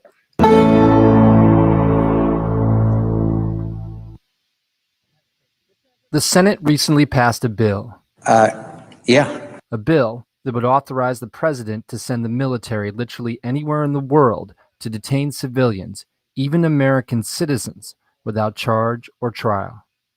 And to those American citizens thinking about helping Al-Qaeda, please know what will come your way. Death, detention, prosecution.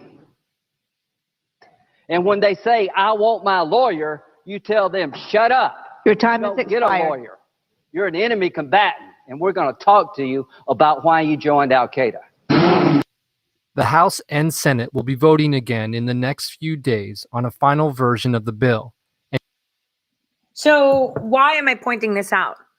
What about the January 6 people that are now imprisoned? Everyone's outraged. What the heck is going on here? Like, there's no end. Well, they signed this little piece of shit in the NDAA that says you can indefinitely jail American citizens. Indefinite detention of American citizens is actually the title. And need to hear from you now. Because Congress shouldn't tell any American citizen needing a lawyer to shut up, shut up, shut up. To take action, go to www.aclu.org/fixnda. The Senate recently passed a bill. A bill that would authorize the The people from January 6th are still in prison. Indefinite detainment. I'm pointing this out to you because it's important you remember a little bit of that. But, in 2017, I talked about the NDAA on Hagman, because I do know what I'm talking about all the time. Obviously, I have no idea what I'm talking about. I'm just great at Google. But it was really important for people to listen to that because it tells you everything you need to know for today.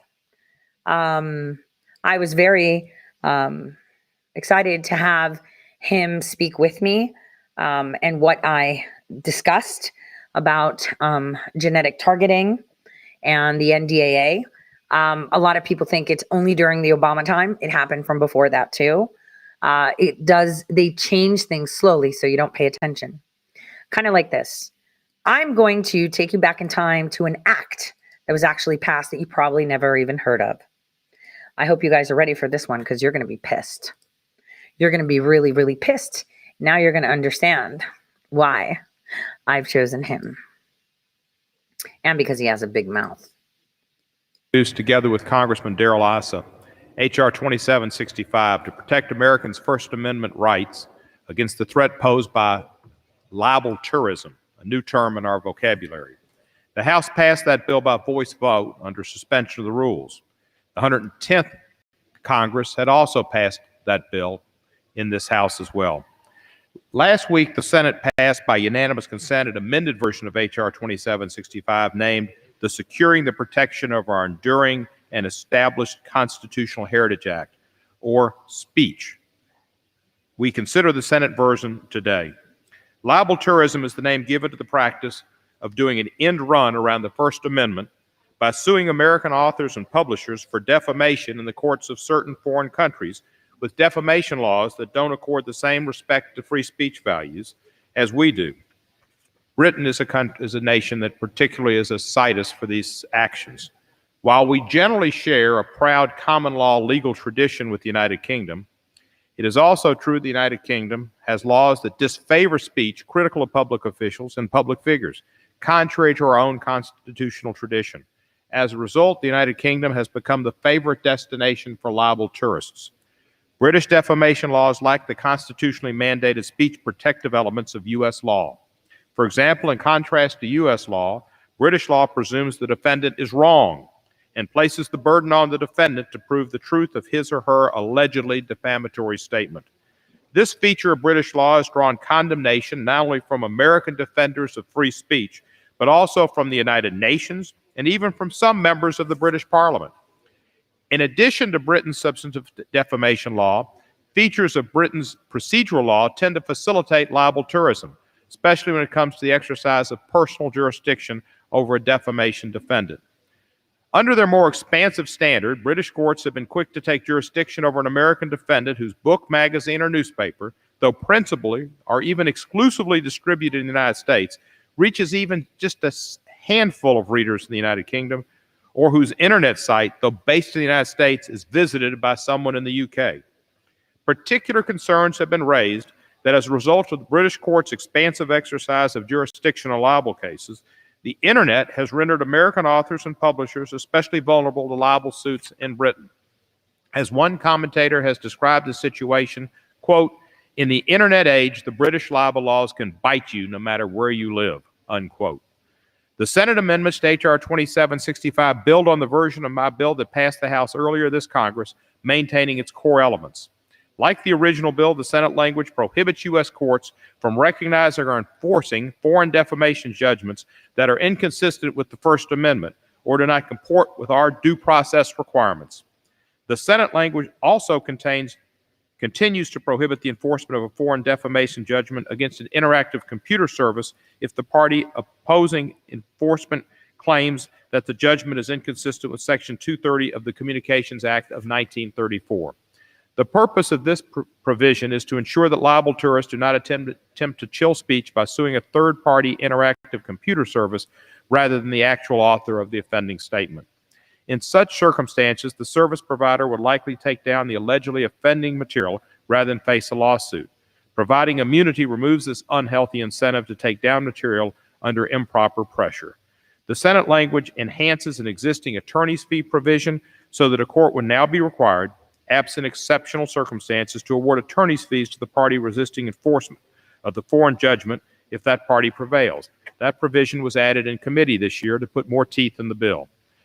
The purpose of the provision is to dissuade libel tourists from putting American authors and publishers through the burden and expense of defending a meritless enforcement action and to compensate authors and publishers when they are forced to do so. The most significant change made by the Senate, which I support, is the addition of a declaratory judgment remedy for a U.S.-based author or publisher who is the target of a foreign defamation judgment. This provision would allow the U.S.-based party against whom a foreign defamation judgment is entered to seek a declaratory judgment in federal court, finding that the foreign judgment is repugnant to the Constitution or laws of the United States under one of the grounds listed in the bill. The declaratory judgment remedy provides an added measure of protection for the free speech rights of American authors and publishers. Last Thursday, the New York Times hailed the passage of this bill by the Senate, sponsored by Senator Leahy, as a great move forward for First Amendment rights that are so important to our American way of life. I thank Judiciary Committee Chairman John Conyers, Ranking Member Lamar Smith, the members of the Judiciary Committee, and the co-sponsors of this bill for their support. And I greatly thank Senator Patrick Leahy, Jeff Sessions, and Arlen Specter for their longstanding committee leadership on this issue. And I should say particularly Senator Leahy, such a gentleman, in moving this bill forward. I urge my colleagues to support this legislation, and I reserve the balance of my time. So like every single piece of legislation, right, they fit pork in it. Now, let me explain to you why the Speech Act was passed by this man. And it's not about free speech.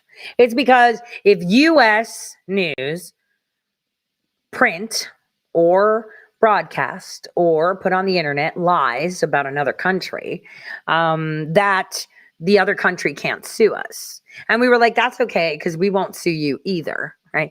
This goes hand in hand with the NDAA that Obama did, but they needed that first.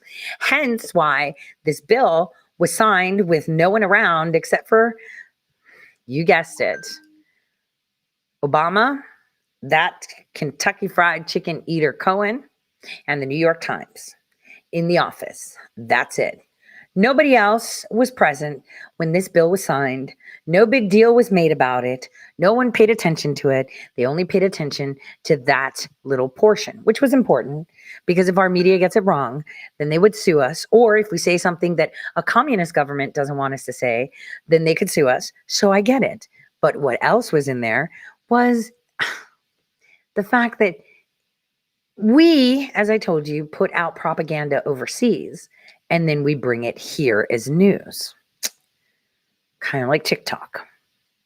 You're going to understand more when the documentary is released. I'm hoping that Friday I can have a little clip so you can understand. But this little thing went through. One, to prevent our press to not be sued because they don't like something. But it also means that they can write up lies about another country and it's tough shit for everyone else. Knowingly and willingly, this was all done. And it was important because we needed the NDAA to go through. Because without the NDAA signed in, then we wouldn't have propaganda. Because, you know, we're sitting there blaming other countries, telling all these other countries what to do, you know, pushing our agenda. But it's an agreement. Again, it's an agreement that we have. It's not, you know, something that I would say, it's not something that one would say is not planned. It was very planned by the Obama admin. This was the first step to get and legalize propaganda, because the propaganda that specifically was legalized was propaganda that we create to bring back to the USA. And obviously that's escalated so bold. They just bring it up and bring it up. I mean, wait a minute. Where did COVID come from again, guys? Let's take a think. Where did it come from? Did it come from the United States? No. Where did it come from? And where did all this Spygate shit turn up from? Did it derive from the US or did it come from overseas? Question. You mean the news broke outside of the US and then the US just ran with it and amplified it? I see. Let me introduce you to this man a little bit more. I'm going to take you back in time to the 2016 elections and what this representative of Tennessee, who's been in there for way too long, had to say about that. Let's just take a look at what his opinion about elections, about the take on the 2016 elections are. I want you guys to listen very, very, very carefully. Here we go. he is a Clinton supporter. Haven't seen you in a while, Congressman. How you doing? Chris, it's good to be back with you, and I'm doing a lot better than the last time. Good. You know, I was going to say, I would have up your personal situation to one of the most bizarre things I've covered in politics, but now we have this election in front of us, so you have dropped down the list forever and at best second place. How do you tell people, how do you explain what this choice is about in this election that seems to have become a question of who is less bad? Well, it has become that to a lot of people. Secretary Clinton is a person who has a lot of experience and knowledge of government and world affairs and how to deal with people in a rational way. The other candidate is the most, in my opinion, bizarre candidate that we've ever had on a national ticket. A sociopathic, megalomaniac, narcissistic individual with a detention span of a flea. And the idea that he's the candidate of the Republican Party is anathema to any decent historical Republican that thinks of Dwight Eisenhower, thinks of Charles Percy, thinks of Bill Schaefer, thinks of George Romney, any of those type people. The Republican Party had people that understood the issues. They presented candidates that could act as president even if their positions were a little more conservative than the Democrats. But this year, it's a choice between competence or incompetence. And I think the American people will choose the right candidate, and we'll have somebody that can see that we honor our obligations with NATO to protect people. I've been to the Baltic region, and those people are very fearful of Russia. We can't have a person like Trump who might be making deals that make the Trump Plaza in Moscow or some other Russian country or some other business enterprise a priority over our nation. America first means Trump second. You have two states of play. The first is, whom do people like better? Let's put up the numbers, your favorable, unfavorables in this race at last current count. You have the most historically negative numbers for both of these candidates. You have, they're right up on the screen for the audience right now. Favorable, 46 and 40. At this point in an election, almost unheard of for two nominees. Unfavorable, 52 and 57, almost 60 for Trump. Again, unheard of. So what do you say to people who say, I don't like her for 1,000 reasons, and I don't like him, so it's a wash? What do you say to them? It's not a wash. I understand that people don't like both candidates, and the unfavorables are so high. But Secretary Clinton is knowledgeable and competent. She served in the United States Senate. She's been Secretary of State. When she was First Lady, she was active in all the issues that were affecting America then that affect America today. But that's why, Congressman, people are against her.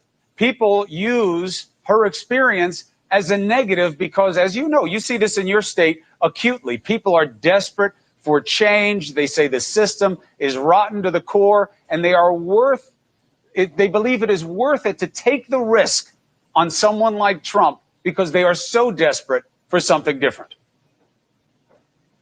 Well, unfortunately, some people that do that aren't looking at the lack of ability that Trump has. Trump doesn't have a plan for them.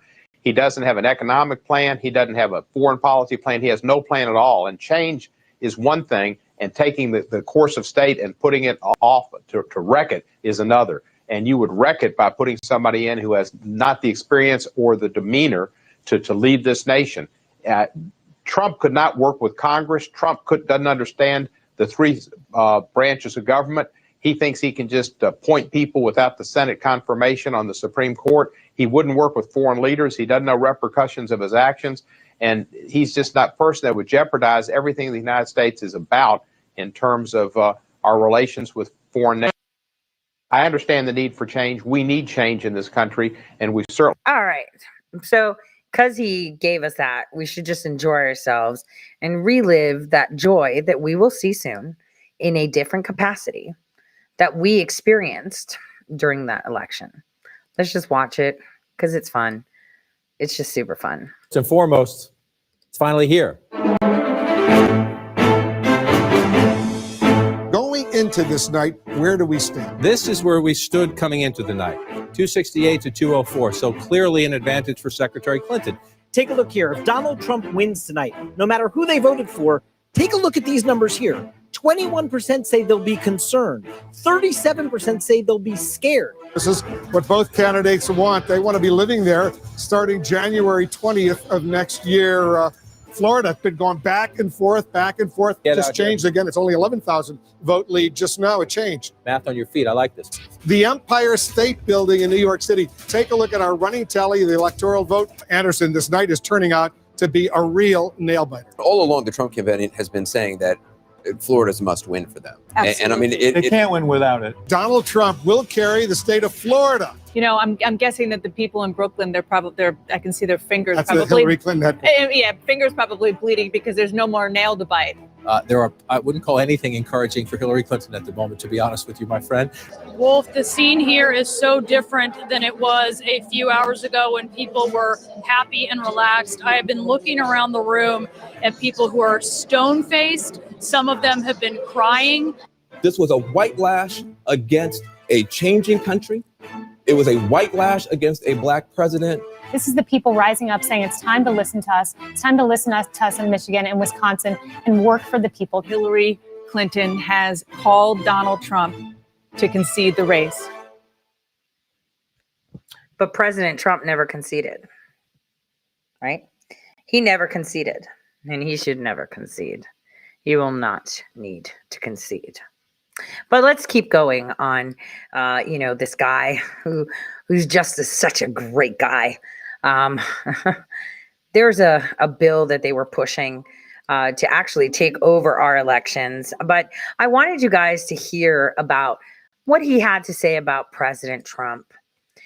Just like on January 17th. It's really important to just listen to this guy. Another city, and Tennessee for that matter, another state preparing for potential unrest this week. The city's police chief says that they've already been alerted to at least 3 armed protests, while police say they have not heard any threats against government buildings or businesses. They are prepared if legal, peaceful protests take a turn for the worse. Tennessee Congressman Steve Cohen is joining us right now. Congressman Cohen, thank you for being here. I do want to be with you. I do want to get your take on the security preps. But first, I want to get your reaction to that New York Times reporting, the breaking news that we've been following this morning, that Trump allies have received tens of thousands of dollars of money from people seeking pardons. You actually, for my recollection, introduced legislation trying to limit presidential pardoning power. What do you make of this? I introduced legislation as far back as 2017 and then again in 2019. Because it was obvious that Trump was a not responsible party to have that pardon power. He will take advantage personally of anything he can. And what I've been reading that New York Times story, it's obvious that there will be people making money from it. And, just recently it was said that he did not pay Rudy Giuliani his legal bill for representing him in all of these hoax actions to try to stop the vote from going through and the claims of illegalities in the votes. And I can see Trump saying, Rudy, get your money through pardons or quietly. Michael Cohen says he talks in code. He doesn't say much directly, but he'll in essence consider doing a pardon or two for Rudy Giuliani as taking care of his legal expenses for Giuliani and letting him get the money from somebody else. That's the way he operates. If he gave a bunch of liquor to Al Capone, he'd sell it. No different than this guy. Give him the pardon power, he'll sell it. Steve Cohen, with a way with words. Say this reporting is accurate. Will you introduce some new legislation based on this? Well, I don't think there's anything you can do more than what I've introduced this year to make it illegal for the president to give pardons to his family, himself, his political campaign team, and or his administration. That I've got in, and that any pardon that is, we've got a separate clause to kind of cover more questionable pardons. But if he's really getting money, if we can prove it, it's a bribe. And if he takes bribery money and uses Giuliani's bribe as a way to take care of his campaign debts to Giuliani, that could be criminal right now, because you still can't, even though he's got unpardoned power under the Constitution to issue pardons and commutations, he doesn't have the power to take them for bribes. If it can be proven that it's a bribe, he can be indicted. and he can't. And I don't know that he. I would submit he could not pardon himself for that. Okay. That gets into circular pattern, and I don't think he could pardon himself for that. Although I think he will give himself a self-pardon. Congressman, quickly before we let you go, we've got to ask you, Nashville, like so many other state capitals, preparing for potentially armed protests. What are your thoughts right now on what you could see there? I don't know if we're going to see anything there. And I think the truth is Donald Trump is responsible for every single one of the state capitals having to prepare and to defend themselves, the expenses. Donald Trump should pay for every state's expense for the extra security. He should pay the United States government for all the security for Biden. He ought to pay for the riot. And I have going to introduce legislation, and I've asked the administration to go after him, the speaker and the Senate leader to be Schumer, to go after the Trump team and the Trump family for the expenses caused the government for the repairs to the Capitol and the defense. Trump has caused us just unheard havoc for 4 years. He's got 77 hours left. He'll do more bad things, but he's a crook. And some people say, when they hear me say that and see me on television, they say, "You hate Donald Trump." Yes, I hate Donald Trump. He's caused nearly 400,000 people to die of coronavirus. He's ruined my last 10 months. He has threatened my life in the Capitol. No, he has wreaked havoc and destruction on the building I work in and love. He has destroyed the faith people should have in the government and shown that he's been a crook for 4 years, and I hate it. Oh, that's so sweet. It's going to make it a lot easier. A lot easier. Let's just listen to what he had to say about the Nashville bombing. Okay, let's just take a little listen to what he had. Gosh, he makes it so easy. You know, you always want to see that glimmer of redemption when you're going after clowns like that, right? You want to see that glimmer of redemption to be like, listen, I don't want to have to put you on the spot, but you know, you gotta show me something that you care, that you have regret. I mean, you've been in office for like forever. You're a dinosaur. Like, what the hell is Tennessee doing with that dinosaur?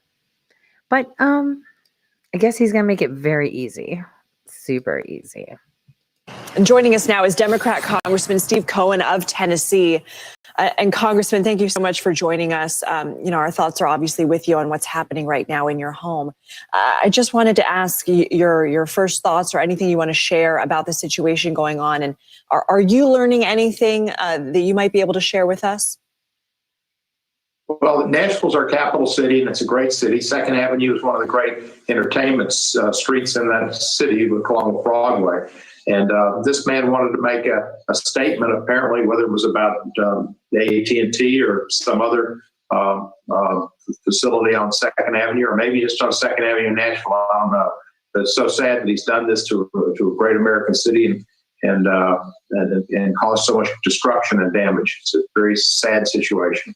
I couldn't help but kind of think about the contrast. Just last week Sunday, we were talking with you as a proud Tennessean, talking about how so many of your fellow Tennesseans were taking part in that second rollout of the Moderna drug.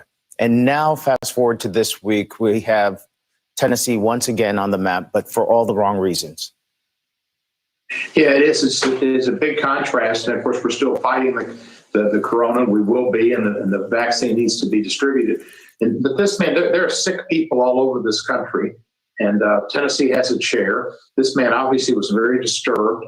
Anybody that would cause that kind of destruction, it's terrorism, really. It's urban terrorism, domestic terrorism. And I don't know whether it's this man, Anthony Quinn Warner, and you know, or who it is, but whatever it is, it's sad. It's caused a lot of destruction and changes people's lives. One of my friends was in Nashville, and she was interviewed with the LA Magazine, and she was at the 21C hotel, and they came and cleared them out.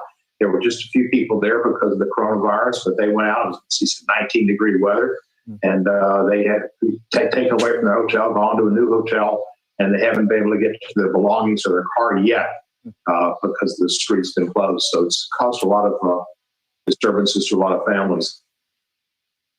Congressman, I know you're in Memphis, but you know that downtown area of Nashville is so iconic. The governor of your state is asking for emergency declaration from President Trump.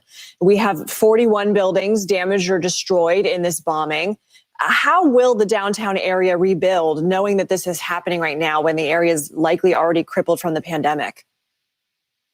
It's going to be difficult, and we certainly need the help of the federal government. The federal government is the provider of aid in crises. This is the Stafford Act and a safety net for the American public. And the destruction there is humongous. They need help with clearing up the destruction, and there's going to be a whole lot of people fixing windows and fixing buildings. I think 2 buildings might have succumbed to the damage, and after the blast, they fell down. So there's going to be destruction. That's going to have to be the rebuilding. Buildings, businesses will close. There are restaurants on that. So he's really big on free speech of the press so they can't get sued. He totally adores it. But he's also a big proponent about elections. He loves talking about elections and who should be able to vote and who shouldn't and stuff like that. Let's take a listen. Let's do this.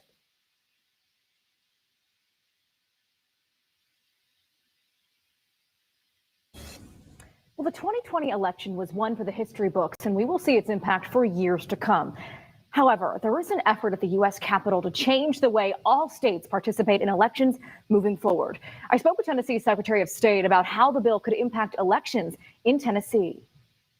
Is it really right that Congress should be passing a mechanism that funds their own re-election campaigns? Tennessee Secretary of State Trey Hargett is concerned about the state's future. It all boils down to voters' rights. House Resolution 1, or the For the People Act, was written by Democratic House Rep. John P. Sarbanes of Maryland.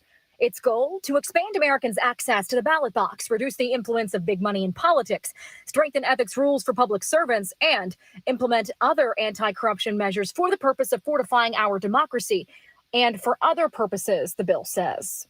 That calls for essentially a federal takeover of elections throughout the country. In its literature, the bill holds chief state election officials like Secretary Hargett accountable.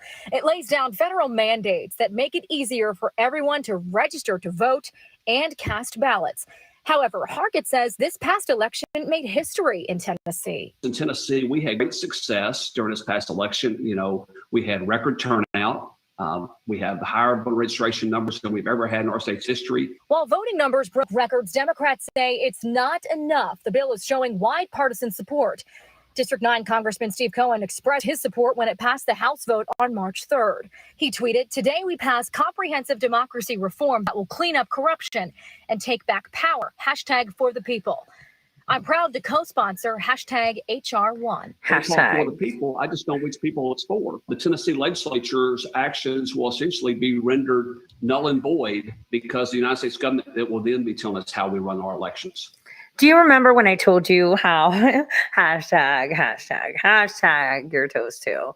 So as you see, the Secretary of State of Tennessee is like, wait, stop, dude.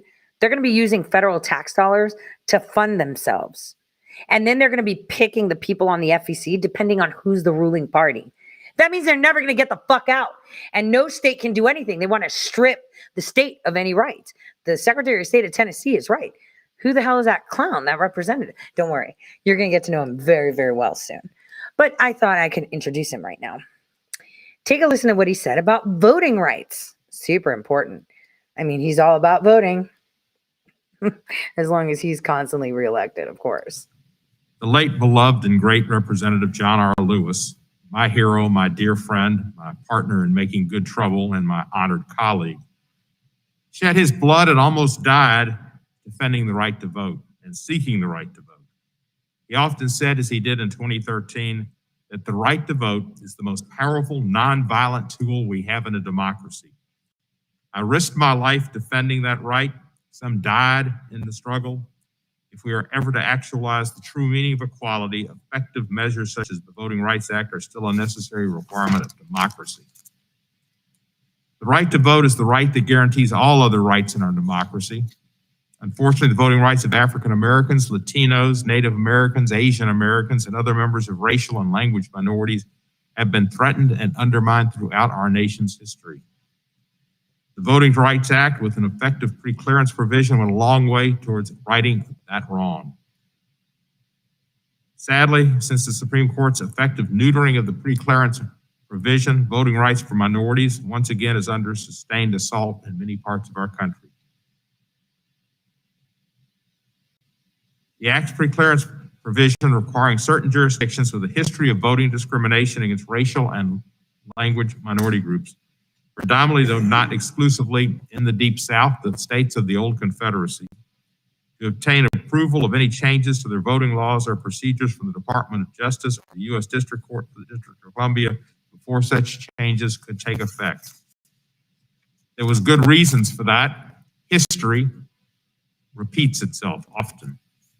And unfortunately, in the Deep South, from where I hail, that has gone on pre-Civil War, post-Civil War, pre-turn of the century, post-turn of the century, pre-election of 2020, and post-election of 2020.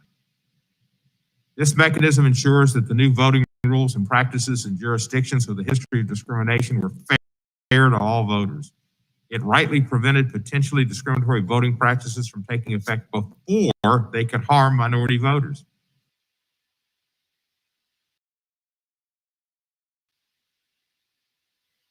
Election. And in this way, pre-clearance proved to be a significant means of protection for the rights of minority voters and for what America is about, everybody getting a chance to vote. This is why Congress repeatedly reauthorized the pre-clearance provision on an overwhelmingly bipartisan basis. Most recently in 2006, when the House passed reauthorization by a vote of 390 to 33, and the Senate by 98-0. A time when there were George Bush compassionate Republicans. A result due in no small part to the substantial efforts also of then House Judiciary Committee Chairman James Sensenbrenner and then subcommittee ranking member Jerry Nadler. Unfortunately, the Supreme Court effectively gutted the VRA's pre-clearance requirement in 2013 in the case of Shelby County of Alabama versus Holder, when it struck down the geographic coverage formula that determined which jurisdictions would be subject to the pre-clearance requirement. As a result, the pre-clearance provision remains dormant unless and until Congress adopts a new coverage formula. Last Congress, I chaired 7 hearings of this subcommittee during which we gathered substantial evidence establishing an extensive and detailed record of continued and ongoing voter suppression efforts, particularly by those sub-jurisdictions that were once subject to the pre-clearance. Old habits don't die easy. Old times there are not forgotten. So the effective absence of pre-clearance since the Shelby County decision is gone. For example, in the wake of Shelby County, North Carolina passed a sweeping voter suppression law the Federal Appeals Court ultimately held to be unconstitutional, finding that it intentionally, quote, targeted African Americans with almost surgical precision, unquote. Of course, that was after the election, no pre-clearance, so the damage had been done. We also heard about recent measures to make it difficult or impossible for minority voters to exercise their right to vote. These measures include polling place closures and relocations, the purging of voter rolls that disproportionately target racial and ethnic minority voters, discriminatory photo ID laws, and the restrictions on ex-felon voting, all of which are designed to make it harder for African Americans and other racial and ethnic minorities to vote. And things only seem to have gotten worse in this regard since the 2020 election, when in response to the widespread but baseless claims of voter fraud, the big lie, there was no evidence of widespread voter fraud in the 2020 election. State legislators, though, have introduced a slew of measures to curtail access to the ballot, with a disproportionate impact on minority voters. Stacey Abrams laid that out clearly and abundantly to Senator Ted Cruz when he asked about, Senator John Kennedy, when he asked about racial effects of the Georgia law. And she went on, and she went on, and she went on until he kind of said, enough, I get it. I don't think he got it. Neither did According you. to the Brennan Center for Justice at New York University Law School, as of a month ago, there was pending legislation in 47 states to restrict voting and 4 states had already enacted restricted voting laws. These states include Georgia, a state that had been subject to pre-clearance, pre-Shelby County, where it is now a crime to give food or water to someone standing in line waiting to vote. It's outside the 100-foot border, but it makes it a crime to do it within that 100-foot border, to give food or water. Many of these legislative proposals will limit absentee voting and impose stricter voter ID requirements, while others would make voting registration harder, expand voting roll purges, or adopt flawed practices that would risk improper purges, reduce the amount of days for early voting, and cut back on those early voting periods, according to the Brennan Center report. Sounds like he's In the doing a absence of an lot. effective pre-clearance regime, it is unsurprising that discriminatory measures that have and will continue to undermine the voting rights of racial and language minority voters and erode our democracy. Oh, he's busy. He helped push propaganda. He helped annihilate our rights to have a fair and free election. He also, you know what? I would love it if you guys can find him talking shit about Sidney Powell, Rudy Giuliani. I mean, we just heard that one. You know, the Kraken would be fantastic. Please send that to the admins in the Telegram channel. I would love to make a montage. But yeah, he's in my purview. He should be in your purview because it's going to be pretty interesting. It's going to get fiery soon. Very, very fiery. And by soon, we mean like, I don't know, 48 hours. You're going to see America going off completely.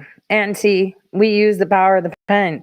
We don't need any of that bullshit Chanel bread and Louis Vuitton food and killing people for a TV set. No, because we don't need any of this kneel and bow down to me shit, right? How the heck are we the underdog? We are not. We are not the underdog. And therefore, it's our turn now. And that's how it goes.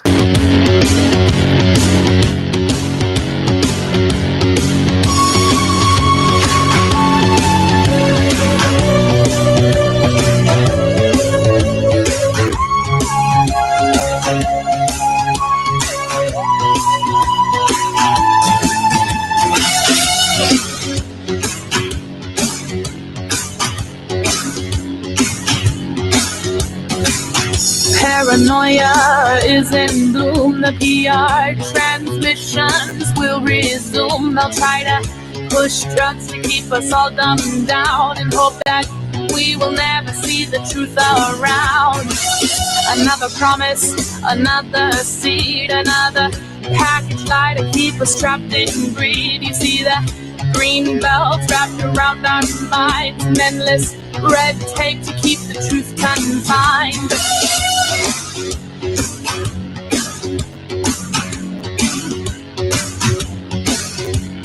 They will not force us.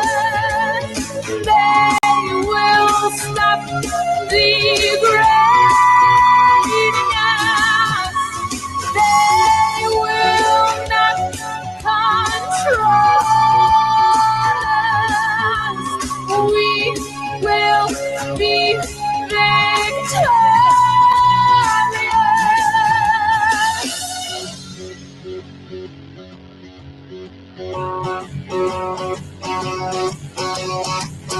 Interchanging mind control. Come let the revolution take its toll. If you could flick the switch to open your third eye, see that we should never be afraid to die. Rise up and take the power back. It's time the fat cats had a heart attack. Know that their time's coming to an end. We have to unify and watch our flag ascend.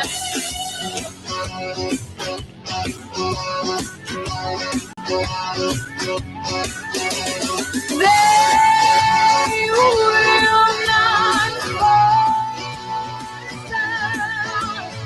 They will stop degrading us. They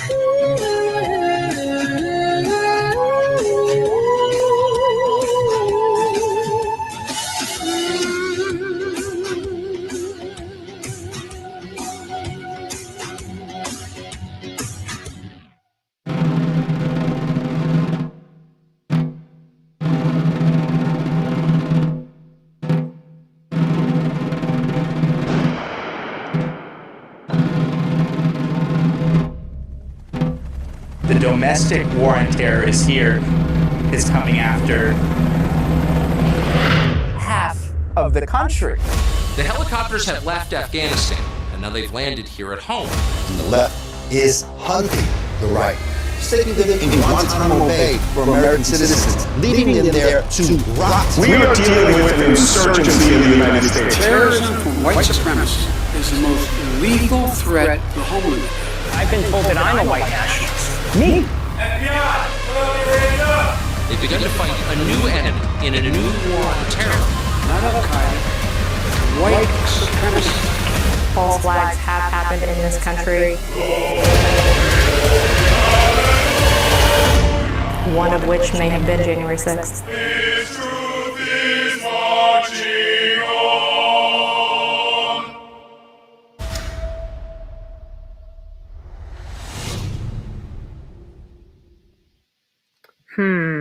You need to check out who the producers are. The only January 6th a documentary that you should be watching is Psyop the Steel.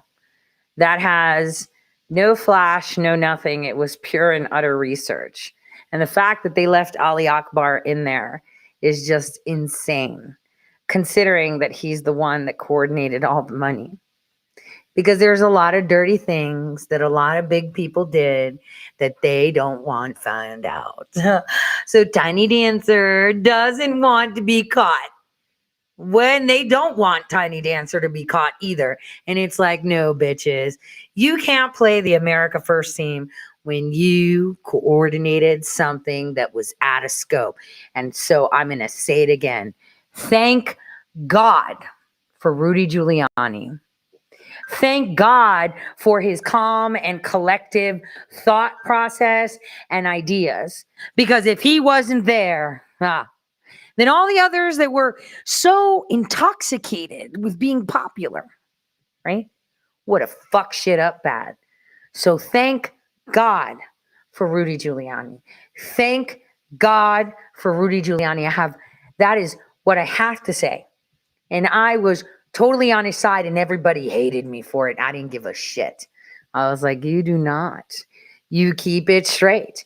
You do it straight. Because if you do it the other way around, and these are big people that I have no doubt love America, but just because you love a country doesn't mean you don't make fucked up decisions and almost fuck it up everywhere for everyone. So thank God for Rudy Giuliani. That's all I have to say. Tomorrow, I'll see you. Same time, same place.